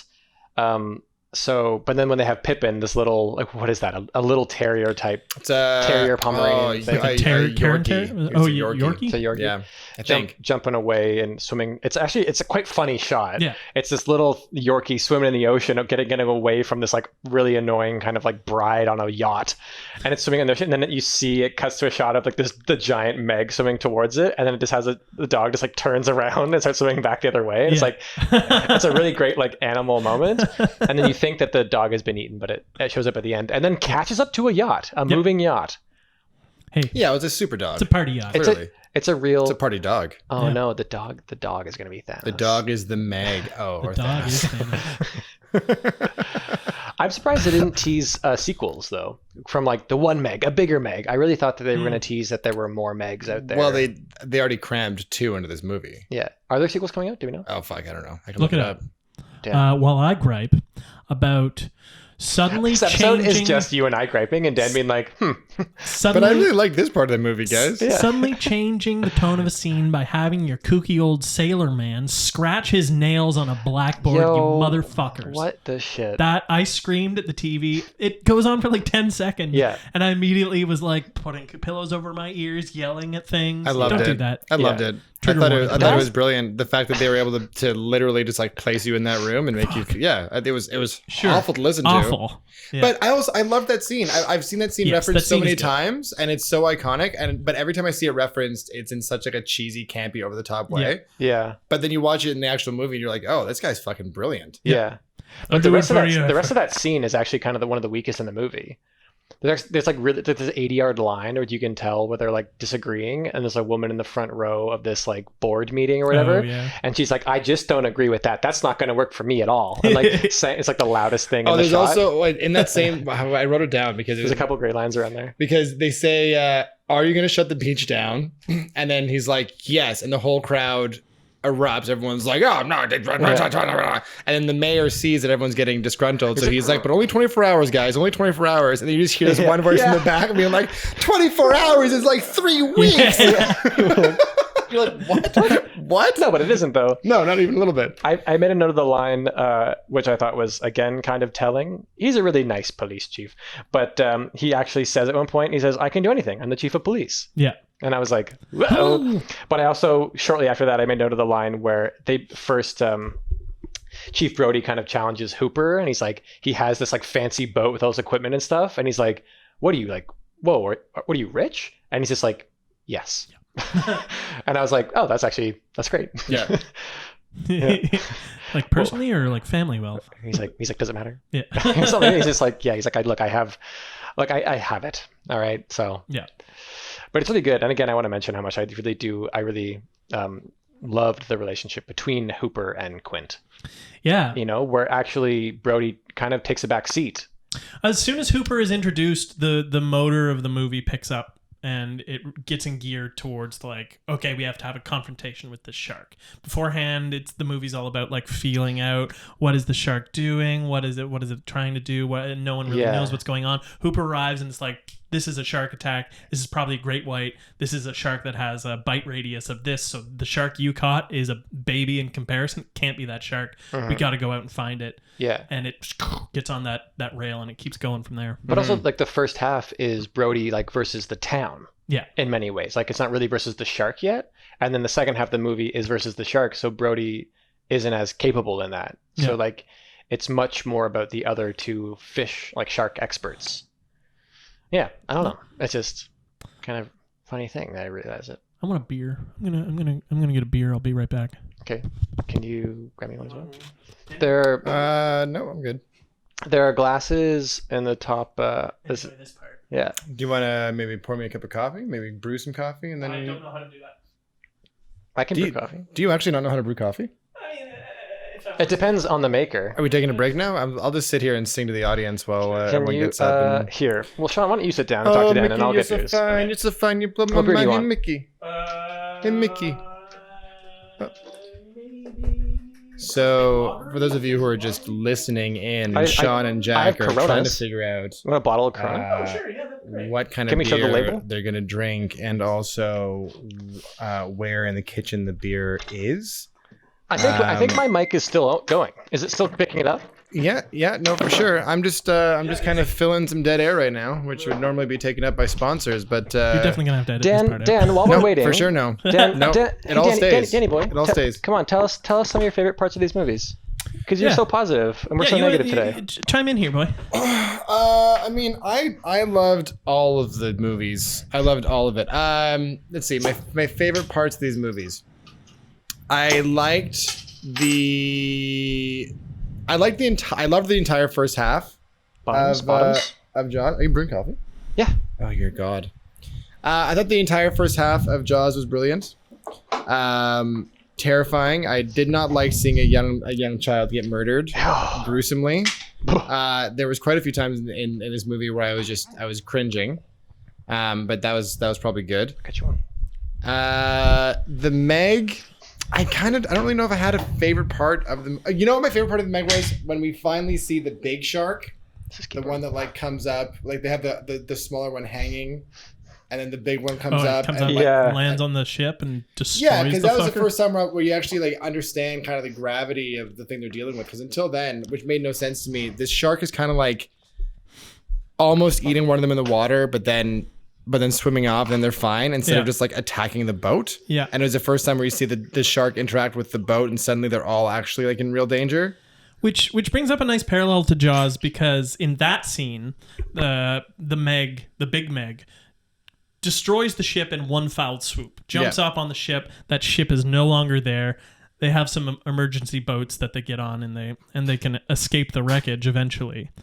Whereas in Jaws, in the final hour, they have that one rickety ass old boat, and that shark, piece by piece, destroys the boat, like slowly over a half hour, and the suspense of watching their only like. Yeah. The only thing they have to survive slowly sinking and slowly be like ripped apart one like bolt at a time by this shark. Horrifying. So terrifying. But that's kind of what I appreciated about everything in Jaws, and what I was saying about the fact that you couldn't really see a movie like that today is the fact that it's such a simple and like realistic version of a story like this. You know what I mean? Like it wouldn't be a blockbuster. It wouldn't be something like today, that packs movie theaters. But I feel like today, the only way to do a movie like that would be to make it a blockbuster. There is no quiet, slow burn Jaws movie. But Jaws was a blockbuster. Jaws. No, I know. Yeah. Yeah, I understand that, but I'm saying like today they wouldn't be able to, like, you wouldn't be able to hold an audience that way for that long. No. Unless it was like 1,000 times more gruesome and they went real into the horror, unless they made it a full blown horror genre film. I mean, I think they could get away if they kind of build it as like the thriller genre. I think carries a lot, like, because I think of a movie like Get Out. Mm-hmm. Like Get Out is so great, and it has moments where you're like, whoa. Yeah. But it's a lot of it is. It's like under the surface stuff. like Jaws is. I think there might be more of an audience than we think. Yeah, I mean, but not a blockbuster. Like Get Out wasn't a blockbuster. No, it was just a successful, this would be well-made like movie. Robert Pattinson and Willem Dafoe doing their characters from Lighthouse on a boat hunting sharks. That Blumhouse would make this film, and we'd all watch it and we'd like it. But like, it would make $6 million in theaters. If Jaws was made today the way that it is, like currently, they wouldn't. I mean, there's just such a like a fetishization of over the top spectacle in movies these days. There's no way that they'd get away with doing it so simple. And I don't think that it would be like even the second half of the movie as it stands now wasn't that suspenseful. Like they would do stuff to keep it active the way the Meg did, right? I mean, they know that people's attention spans are way shorter. Yeah. So I don't know. And I will say about the Meg, I thought that their use of like, like more over the top action stuff was like usually still like, I was surprised at how much of it was usually still grounded in the movie. Like, you know what I mean? Yeah. Like it never felt too crazy. It was like, well, there's a big shark. Well, except for the colliding helicopters. And that was the main moment that I was like, what? I think we jumped the shark here. Yeah, you. Yay! Take that, Chinese government. I'm not going to boo him. No, none of you are allowed in the country. Yeah. But yes, I agree. I think that this movie, which I appreciated. The one thing that I think this movie could have done without was just all like the cheesy kind of one-liner jokes they tried to squeeze in. I think that if they had just punched up the dialogue even mildly, this movie would have done a lot better or been a lot better.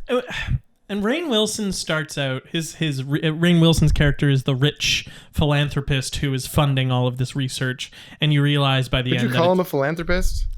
I guess not, because it's not like a charity that. No, he's definitely just trying to make money. Yeah, he's just trying to make money by researching these prehistoric beasts, and ultimately probably wants to like King Kong them by showing them to the public. Yeah, you smell so bad. I'm sweating like. That's okay. If you're listening on Smell-O-Vision, Daniel is very pungent. But do you Sorry, have to, everyone. Is philanthropy only for charity? Well, because you can be philanthropic and still kind of benefit from it. Well, but philanthropy is when you do stuff for the betterment of other people, right? Yeah. Which I don't think Rainn Wilson's goal was to ever do that. He was trying to make money and discover new shit. He's operating under the guise of a philanthropist in the movie. Yeah. Like but like when it comes down to it, he's like, he's like putting that money out. So when they introduce him, the first act of this movie is heavily drawn from Jurassic Park, with the like scientific research, trying to find these prehistoric beasts and trying to utilize them for humanity's goals, rather than just realizing that nature is something that should not be messed with to this extent. And I thought that's where this movie was going to go. And even though that's explored through Jurassic Park now into numbness, I was kind of excited for how this would look like in an underwater setting with the Meg, but then it turns into just your standard action adventure Jason Statham quippy line thing. Yeah, which I mean, it always bothers me when you have a movie like that. The movie that stands out to me that has a similar problem is The Matrix, where they pose a really interesting philosophical question as a backdrop, and then they just use it as the backdrop for just like fun action scenes. Yeah. And I'm usually a big fan of Jason Statham, but I got tired of his like Statham shtick pretty quickly. He doesn't do anything in this film. No, I mean what I said off the top was true. He has two speeds, and that's like charming smile and like I'm gonna save the world, and being twice the age of his love interest in every film now. Yeah, it's tricky with Statham because he's in his 50s, but he's doesn't. Timeless. Yeah, his dives are sexy. Well, because he was an Olympic swimmer, right? Yeah. Oh, is that what he was? Yeah. Before he was an actor, he was an Olympic diver. Oh, I did. Well, fuck, I didn't know that. Yeah. That's so cool. Yeah. He is also like, I gotta give a shout out to how fucking ripped he is. Yeah. He's in when he's just in the towel shape. and she's like, "Oh, you're naked." And he's like, dreams of what you can accomplish late in life. Still, like, I wonder what his workout regimen is like. It must be nuts. Swimming. I bet. There's a you can see like the muscles in his back and stuff. There's a shot in in the movie Death Race, which we should watch. We should watch that. Death Race versus Talladega Nights. That's the next one. But Death Race, yeah, is it, yeah. Which one's the classic? The classic is the Meg. Is the Meg? But he's doing like those reverse chin-ups at the back, and They're it's so the front of hard. it, and it's like holy crap! Like the dude is just subtly enormous. Yeah, he's so fucking ripped. Yeah. And like, how old is he now? Actually, I'm gonna look it up. Go internet. Is that I'm looking up his workout plan. Are you? This is the new podcast now. Just Statham facts. I feel bad now. I feel like I've put this persona out of being pro Jason hotness and anti Olaf Olafsson weight, and that. No, they're both I'm 60 sorry. men. Like, give me a hairy Icelander. And sure. He was also great. He's 53 years old, Yeah. which is insane. Statham is 53. Statham is 53 years old. Holy crap! Yeah. If I look anywhere close to Statham at 53, if I don't have a huge gut and like I'm like able to just like jump into water at 53, I'll be happy. Yeah. So he warms up.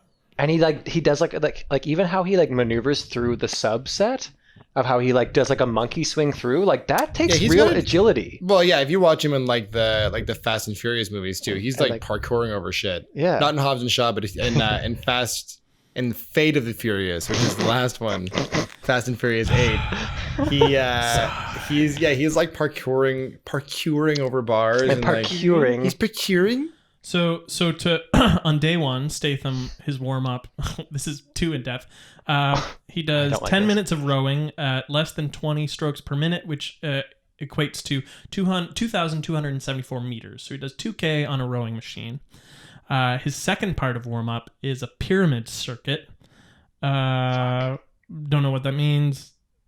I don't know. Someone email us at citizenkaneversus@gmail.com. Tell us what a pyramid circuit is. Does it say what the Citizen exercises Kane, are? Citizen It Kane, does, I'm not gonna- Citizen Kane VS Wait. at Gmail. He does press ups. Fuck off, Jack.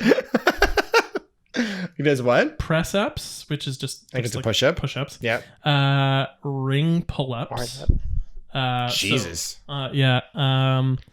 Barbell squats, and that's his warm up. For the pyramid? And then he does 10 reps of 130 pounds on the doing deadlift, 5 reps of 185 pounds, 3 reps of 235 pounds, and 2 reps of 285 pounds with rests in between. And then does he go back down? 'Cause I think that's probably what the And then he pyramid does is. 1 rep of 325, 1 rep of 340, 1 rep of 350, 1 rep of 360, 1 rep of 365, cool down with 10 minutes on a trampoline. 10 minutes on a trampoline? And that's day one. It goes into a full 7-day workout that apparently Jason Statham's trainer. Where did you find this? I'm going to try Men's that. Health.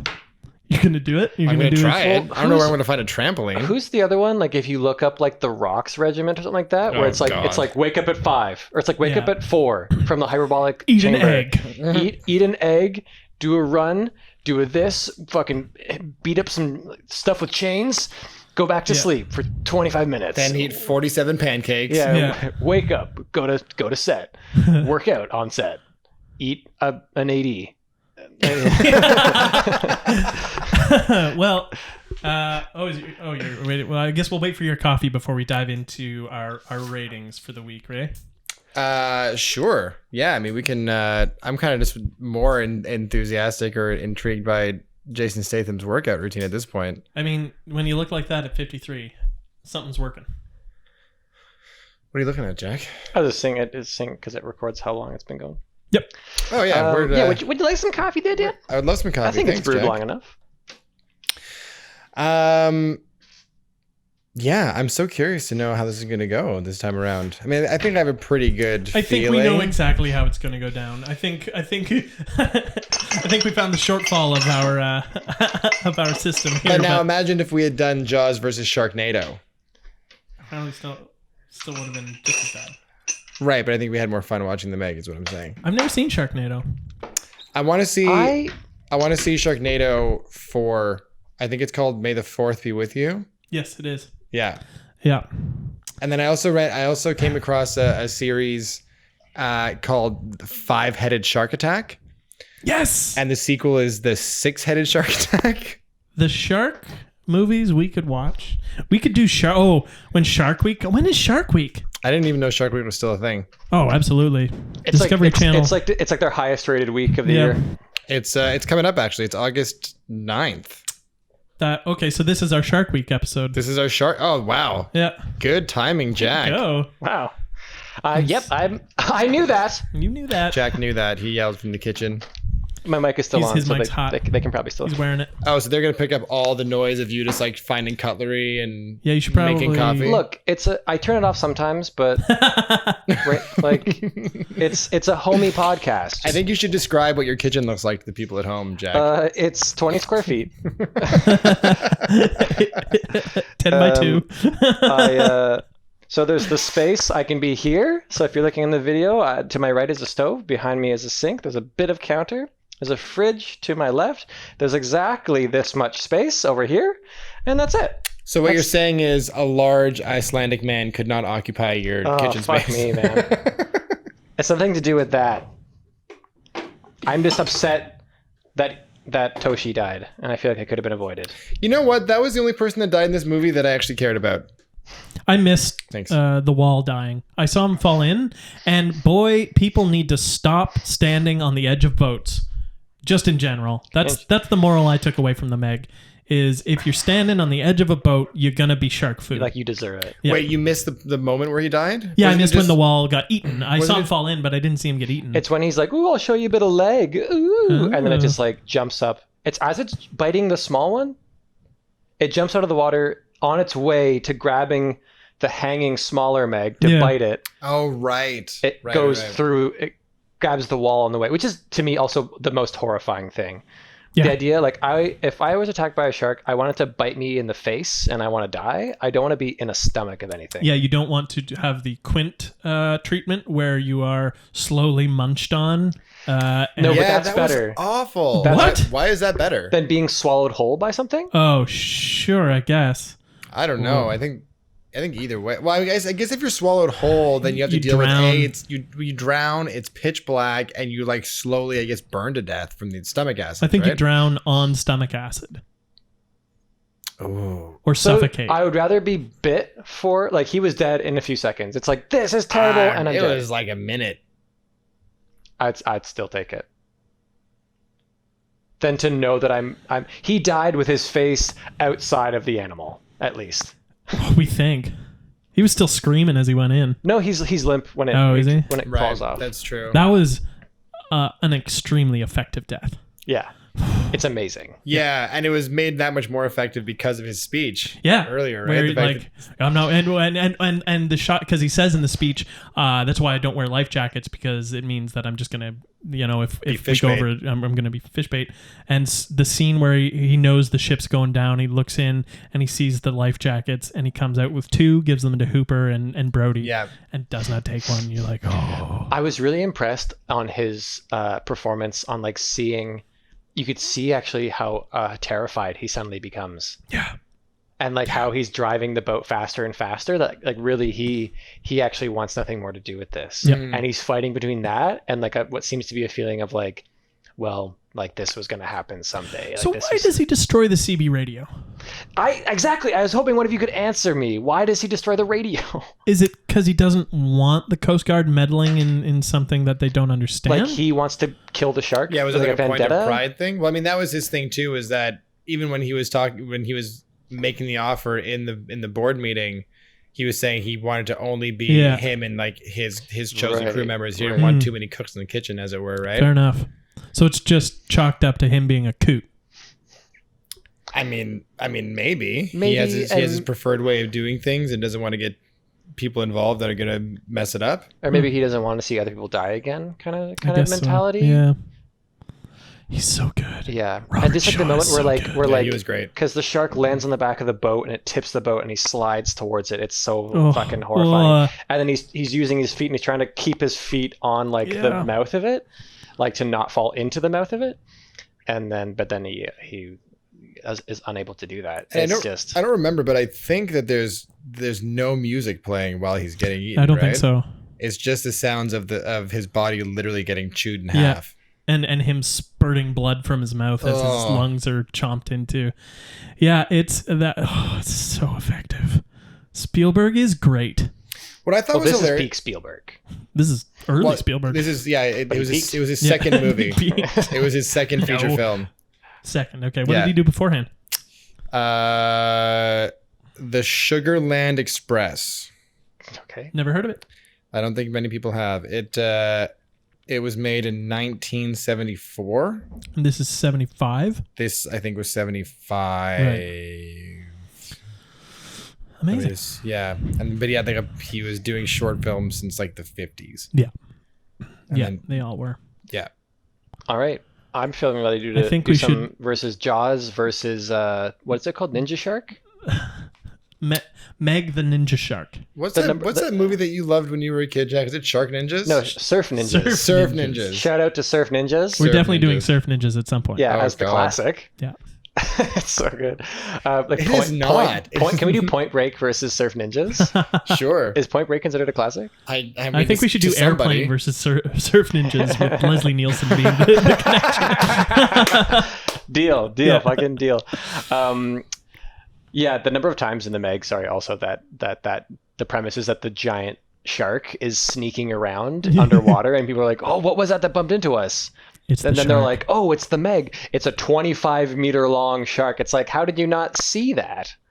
Anyway. Also, 25 meters. It's so cool that it's a real thing, though. Like that megalodons existed. Yeah. Yeah. It's so fascinating. And again, like... We don't know if they might. There could very well be... This has been my argument about, like, you know the Peter Jackson King Kong movie? Yeah. Where they find him on, like, it's an island where there's still dinosaurs and gigantic insects and stuff? Yeah. Like, there's got to be somewhere on the planet where these things have been shielded from the rest of the world for long enough that these never evolved. Yeah. The ocean, but not unfortunately there aren't like giant insects anywhere because that has to do with the atmosphere. Oxygen and well, I mean unfortunately there are no large insects is what you just said. Yeah. Well, again I've established myself as being anti-largeness. As far as we know, there could be like something underground or something that has like a different climate or environment. Like it's not impossible. Giant pill bugs. Yeah.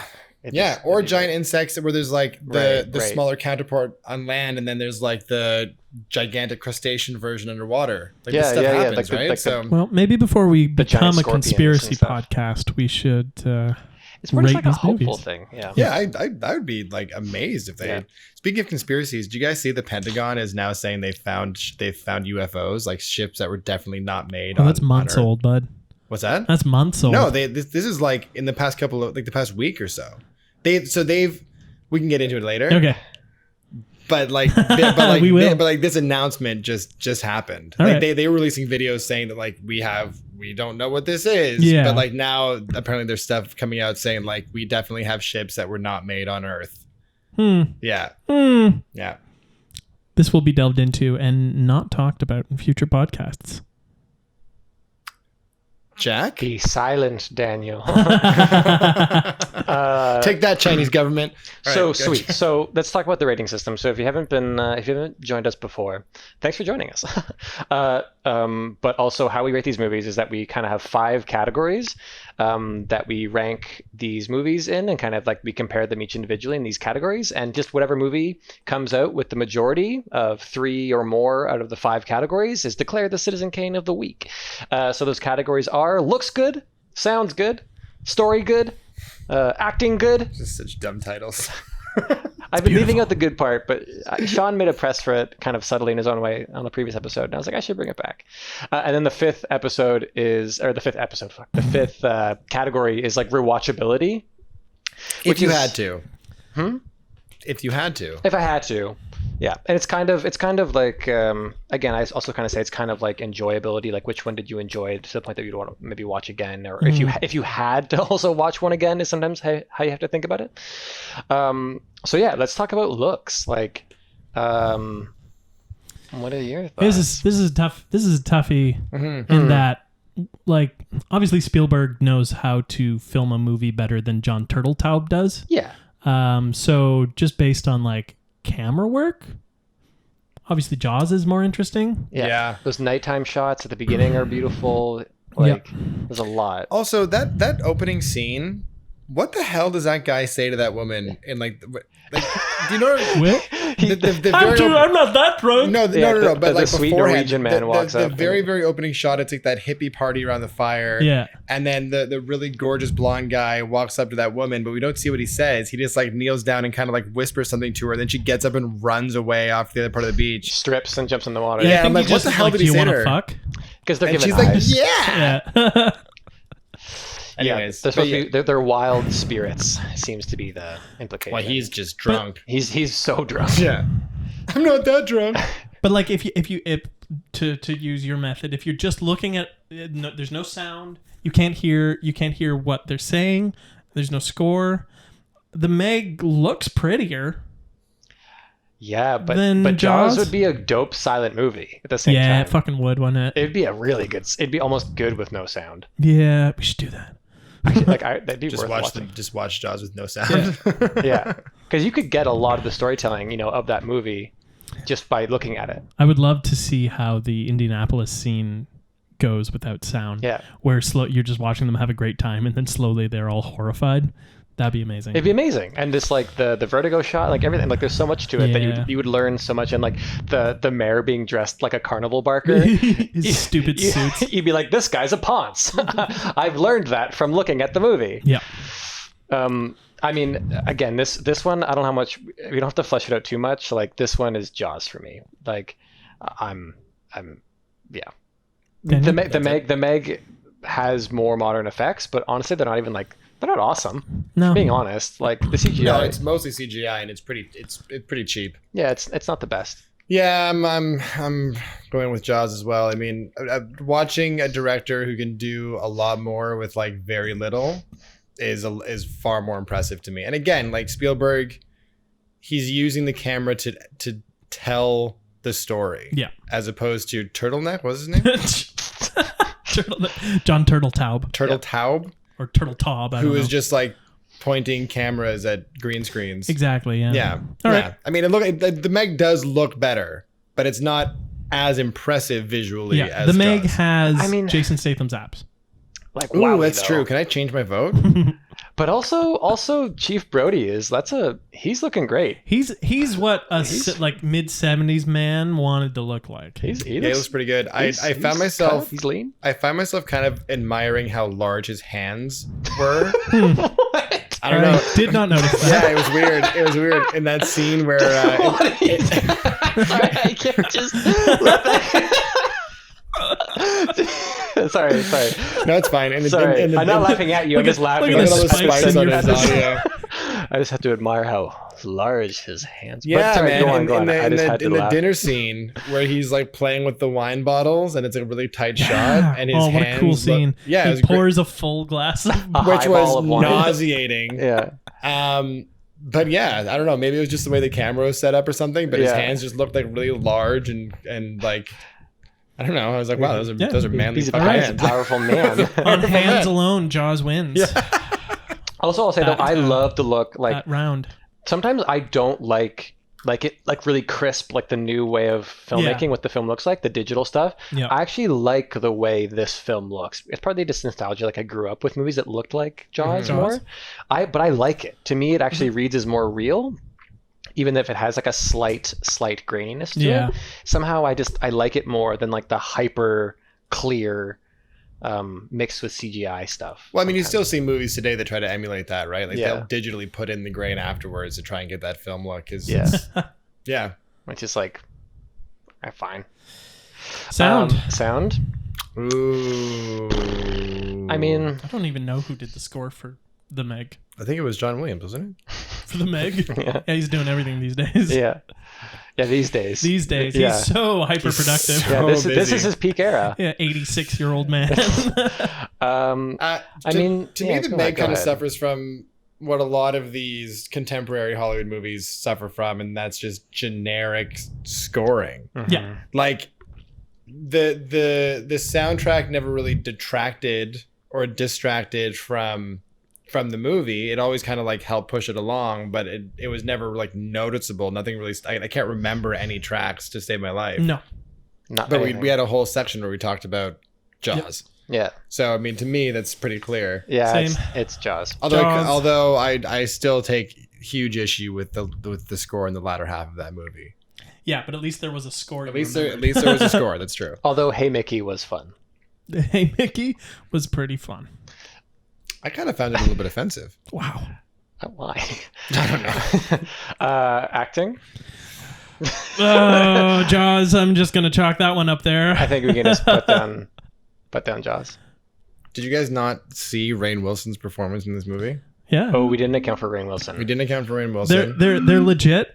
So my first note about Rainn Wilson was Rainn Wilson lol.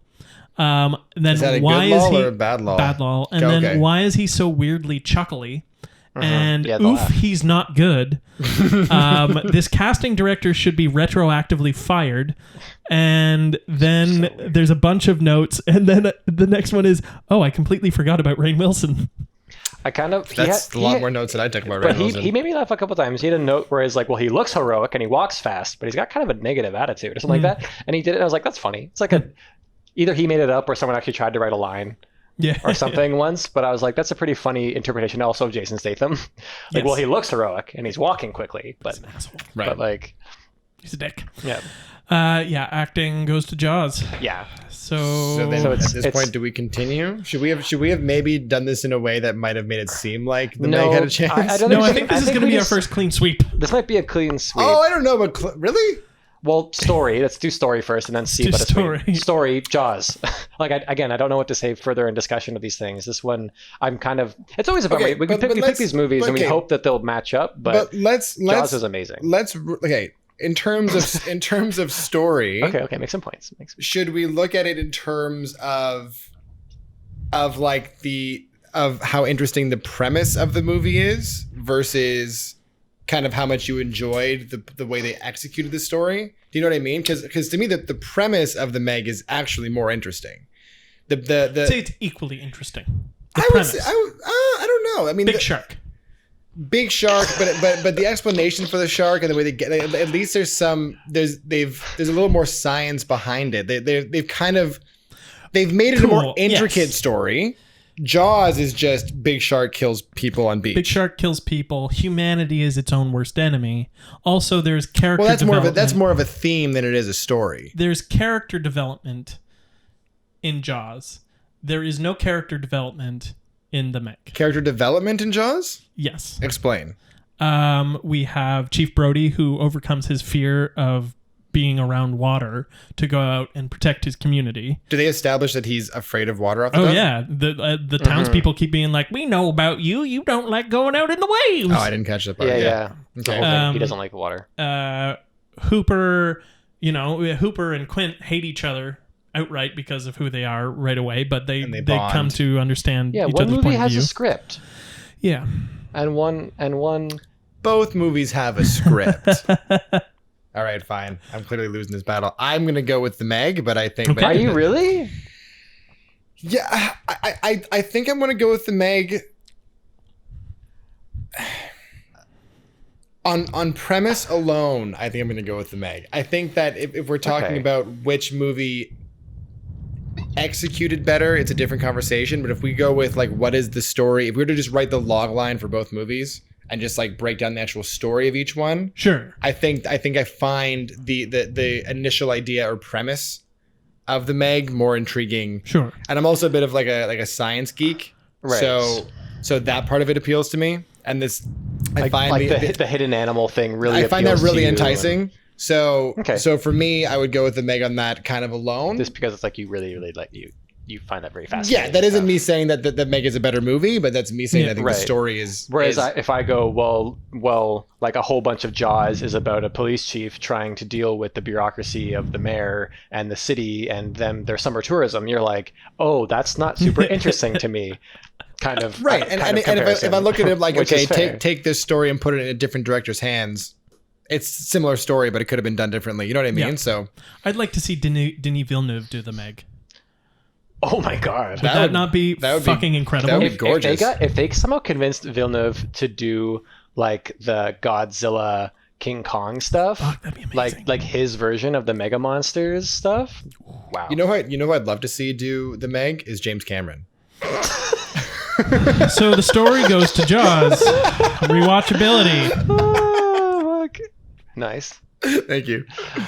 Now this one is actually, I don't know, this one even for me I don't feel totally confident on, which is like this rewatchability idea, which is important for movies. Like I've seen good movies where I finish it and I go, I don't ever want to watch this again. And that's almost how I feel with Jaws.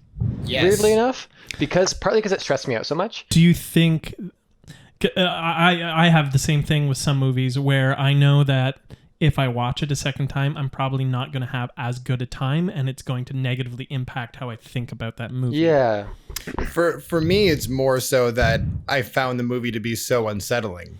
Jaws? Yeah. Yeah. So both. Yeah. So like I only want to put myself through that once. Yeah. I've experienced the movie. It's a brilliant film, but it's not something that I just like pull out if I'm in the movie or in the mood to just like watch a movie. Yeah. I wouldn't Some throw friends on were like, Jaws. "Oh, you want to put on Jaws?" I'd be like, "Please." I'd be come like, on. "No, I have to be in a mood where I hate myself to watch that movie again." I was literally pacing in this room. See, I didn't know that you had such like an intense fear of like I No boats for you. No, No, but you do boats. Not on the ocean. Not really? You don't go on boats on the ocean? You can do boats in open water, right? Yeah, but like I've never in my life been somewhere where I couldn't see land, for example. Like you've never been in a patch of open water where there's no land around you? Right. No. No. Oh, Where okay. I haven't been able to see land? No. Huh. I actually don't know that I have either. Have you? Yeah, I went on a like whale watching expedition in Nova Scotia. That was pretty cool. Yeah, that'd be like because I really would love to see whales. Anyway, this is another thing. But yeah, no, it freaks me out. Like I swam across a lake up north once when I was at camp, and that was hard. I had to like do a lot of backstroke because I didn't like looking down into the water. Okay, yeah. I don't like being in water as a body. I do not enjoy that. But if I'm on a boat, yeah, I'm A-okay. Yeah.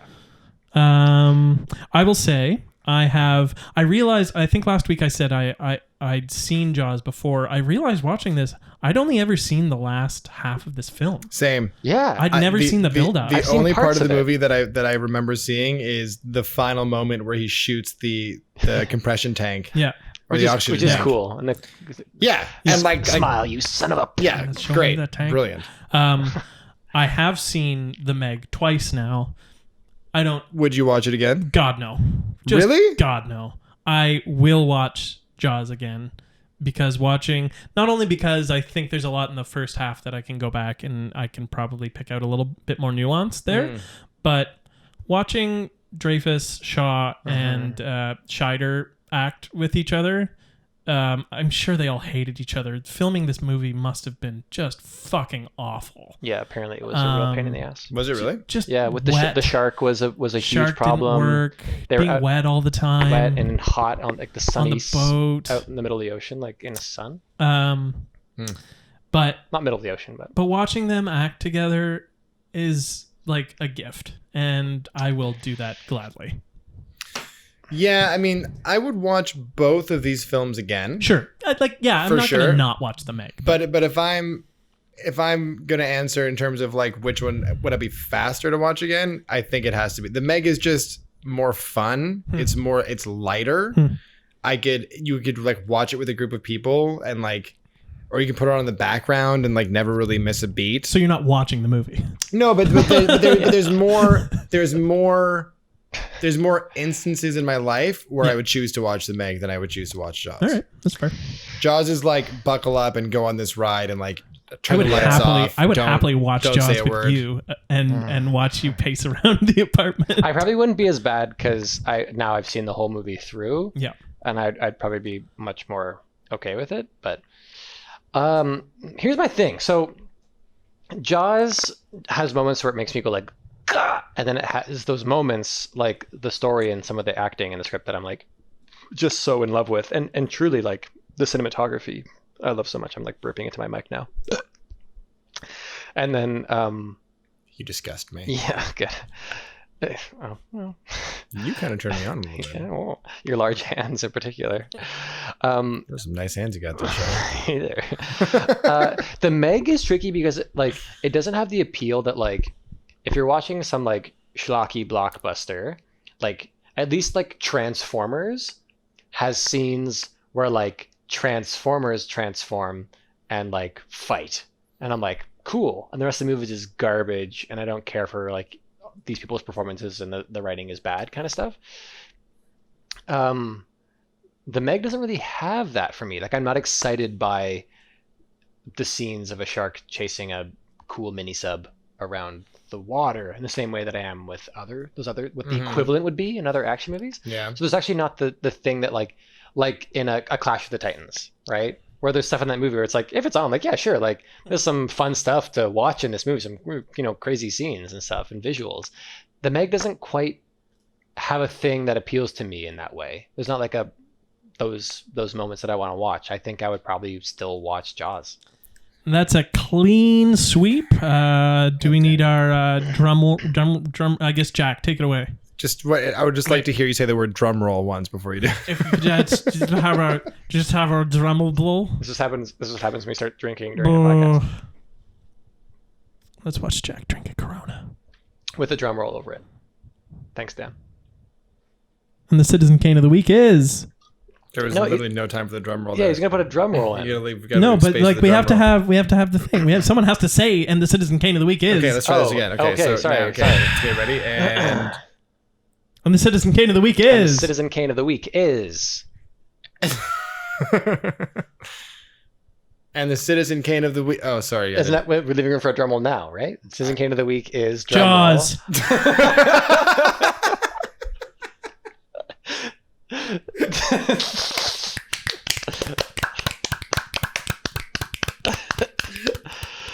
Oh, Sean. Okay, let's do some. You're like the angry dad I never wanted. You never wanted. But wait, first, who's choosing? Daniel, you're choosing the movies, aren't you? Oh yeah. I sure am. Oh, for next week. Here's what Dan picked. Why is shit? No, his last picks were great. Yeah, I had a great week. That one of the weeks was great. I'm so glad I saw it. So thank you. So You're yay, welcome. Dan! We could be worried about Sean's picks. Fuck actually. you. No, but Sean should be worried about my picks. These are ones I chose with Sean in mind. I've been waiting for a couple of weeks for this one. Just to piss me off? Piss your angry dad off? Yeah, most of my time on this podcast is spent trying to think of ways to piss you off.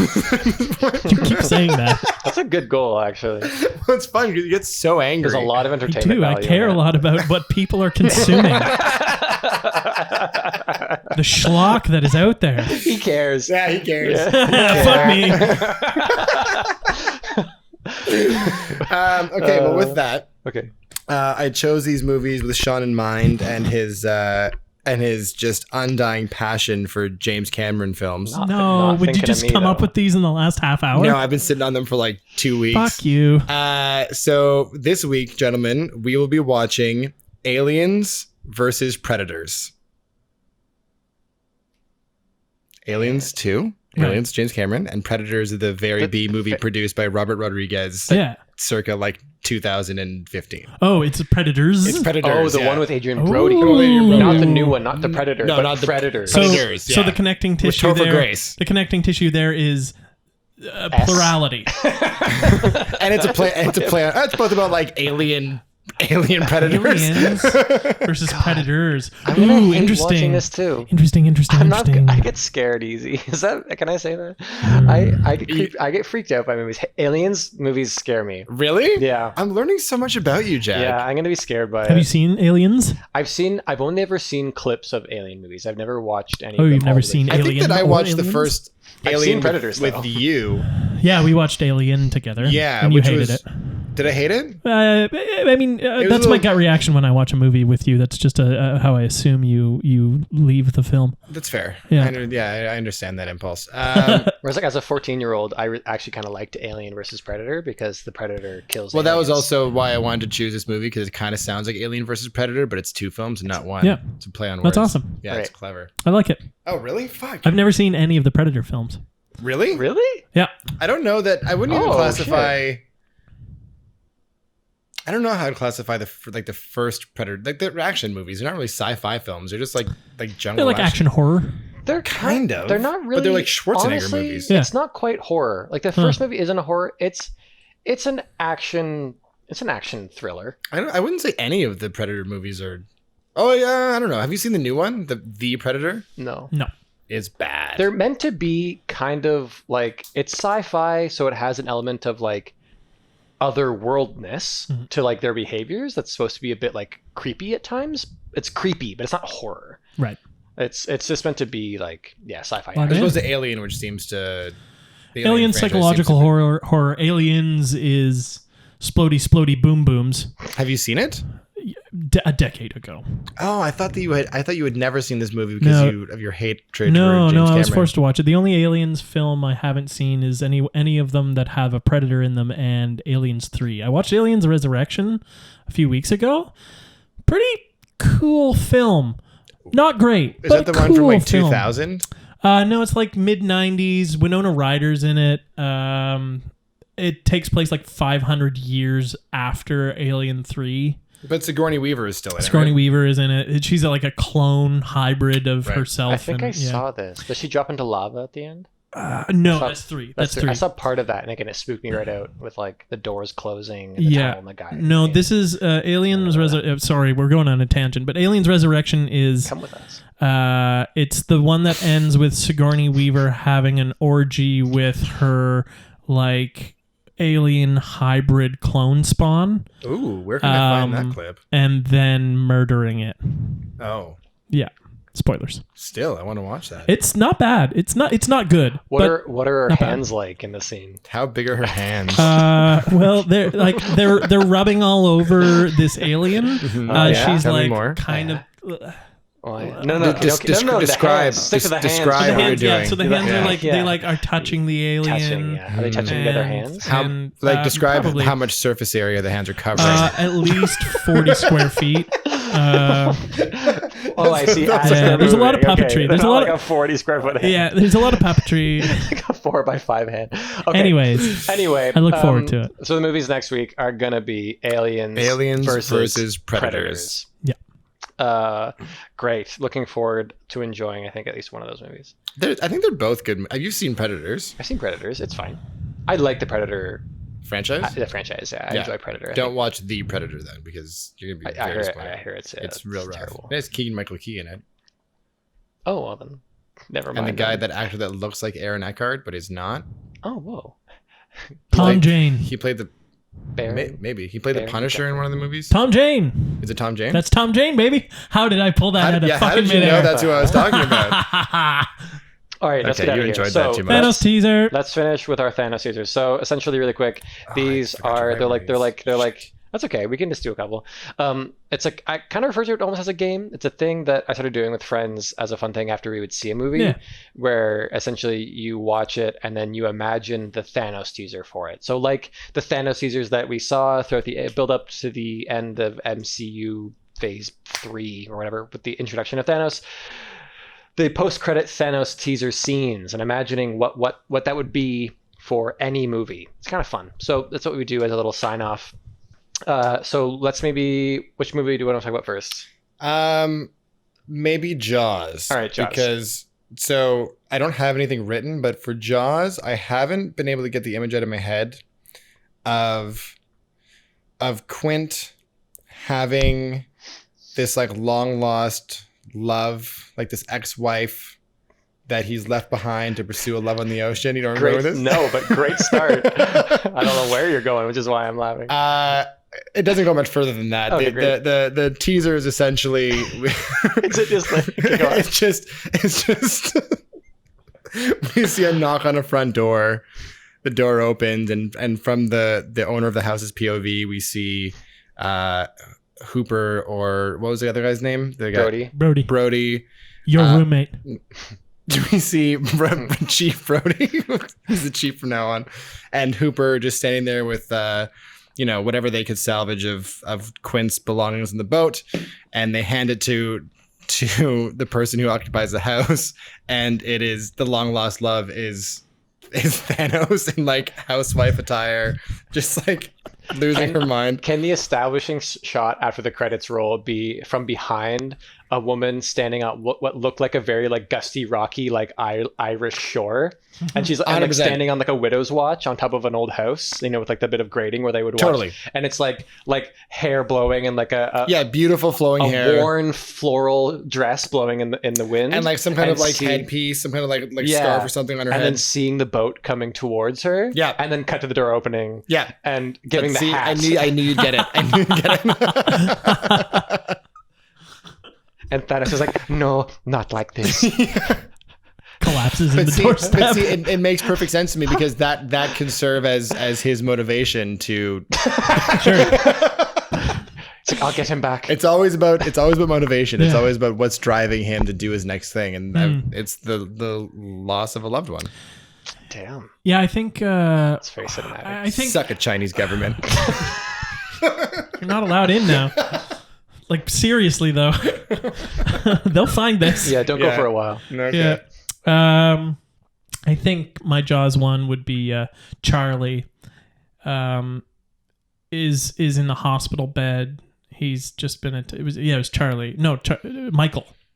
One of the kids? Oh, the older brother. The younger one or the older one? Older brother. Okay. He wakes up in the hospital after his brush with the shark. Mm-hmm. And he realizes that... he puts two and two together, and he realizes that this is because of humanity's encroachment into wild spaces, that these sharks are acting out, that it's not it's not the sharks' fault, it's humanity's fault. And we see this realization in Thanos' eye, and you realize that Thanos is actually this kid in grown-up form. He's mutated himself to find as much power as possible because he knows that in order to stop shark attacks, he has to annihilate 50% of life in the universe. Okay. I look forward to how a scene with no lines conveys those thoughts with a zoom in on a child's eye. Spielberg can do it, baby. So I'll go with you on this. Yeah. Just to follow up. How big are the kids' hands? About as big as the Chinese government. Damn, that's a good follow-up. That's good. That's very elaborate. My thought for this one was pretty simple, which was just like cut to back at the beach and like pans over to like Thanos and like a little dinky floaty. I knew it. I knew that's what you're gonna do. And just I like knew with a little tropical drink, just like splish splashing, and then sees a fin go by him. He's like, "Oh shit!" and like tumbles out of it, and he's like, "No!" and like doggy paddles away, and like that's it. And like maybe the fin reveals to be like another prankster, or vice versa. That like it's Thanos who's playing the prank and has the fake fin on. Can it be a really confusing one where Thanos sees a fin and he's like shit, and he goes off and he splashes away, and then the fin lifts up and it's a person pranking them, but it's also Thanos, and he's like, and you're like, wait, how? And then it just cuts. Like, I kind of like the idea also of like the kid popping up wearing the fake fin, but then he also is riding a real shark. I thought about pitching that it's Aquaman, and like it's like Jason Momoa. You're like, wait, why? Cross universe. Wait, why is he here? And he's like, screw the MCU. He's just like Aquaman 2 coming out in theaters. Yeah. You're like, wait a second. All right, what do you got for the Meg? Mine is truly ridiculous. Is it? So I'll start with Thanos mine. drinking a cocktail in a dinky boat on the Could beach? be. I don't know why this idea came to me. It doesn't make any sense because I don't like to set up Thanos. I just like to show him doing random things and then be like, sure. That's often what he did. He didn't set up anything in his teasers. That's why that's important to me. Yeah. So he's just interacting with the world. I had the idea that, so the end of the Meg, Statham has cut the Meg open, it's bleeding, and all the other sharks come in for a feeding frenzy, and they eat it as it drifts towards. Which we never talked about, by the way. That scene was utterly ridiculous. There was just like hundreds of sharks nearby waiting to feed on this. Of course. On the Meg. Yeah, it had been bleeding for a few minutes. Yeah, I guess. Okay. They had at least established that sharks were kind of around, and then they would disperse as the Meg got close. Like at least they kind of established that sharks were near-ish. Anyway, I'm not defending the movie. There's always another fish. Stop quoting Phantom Menace. Is that I'm a Toydarian. Your Jedi mind tricks will not work on me. Okay, fuck this. So how is this movie Star Wars, by the way? Every movie is Star Wars. He's running a separate like sleeper podcast within this one. So So it just cuts to, it's like the Meg has hit the bottom of the ocean and the sharks are still gnawing on it, and the camera's coming across the ocean floor kind of next to it, and then it kind of crests as it hits the side of the Meg, and it comes up and it reveals kind of sitting on top of the Meg is Thanos. And he's also parting the feeding frenzy, but he has like a fancy table with like a tablecloth on it, and he's like eating a bit of the Meg, and he's like, and he just lifts a glass of wine somehow, and he's like, and like that's it. You know, I remember when you used to do these Thanos teasers, and they actually like contributed to the story in some way. No, past that. I like it when they're Took nonsense. 6 episodes. Or whatever. Yeah, we're gone from that now. Okay. So that's fine. It's him having a fancy dinner on the Meg. At the bottom of the sea with the sharks. But the Meg is the fancy dinner. He's part of it. Like, or is he eating like another fancy dinner, just using the Meg as like a table? No, he's also eating parts of the Meg. He's like maybe like sticking a fork into it and like putting it on his plate. And Okay. Yeah, and then he like, raises a glass of wine, like it's like a Gatsby moment. Sure. Gotcha. His hair is slicked. He looks like. And the Leo wine is DiCaprio. somehow perfectly intact in the glass, even though they're it does underwater. make sense. He's like using the reality stone to keep it. Yeah. Okay, there you go. There, now it's MCU. There you go. What do you got, Sean? Top Yeah. that. Yeah, So I mine throw it to is, Sean because I have literally nothing for this movie. So Well, we can just stop after this. Yeah, mine is it's we open on the pudgy boy with the popsicle, and he's in Rude. the hospital bed, and he's still got his. I would popsicle. never comment on his someone's weight popsicle. in a movie. And he realizes that it's humanity's encroachment on nature that is really causing this shark attack that killed many of his friends, and he this is a little Chinese kid. little Chinese kid, Okay. and he realizes we see this realization. through Wait, is this the Thanos' same bitch? He pulls out Thanos' eye, and he realizes that he's got to annihilate 50% of life in the universe in order to prevent these kinds of attacks. Yeah, I'll take that. Pippin is Thanos. There's Thanos. There's Daniels, and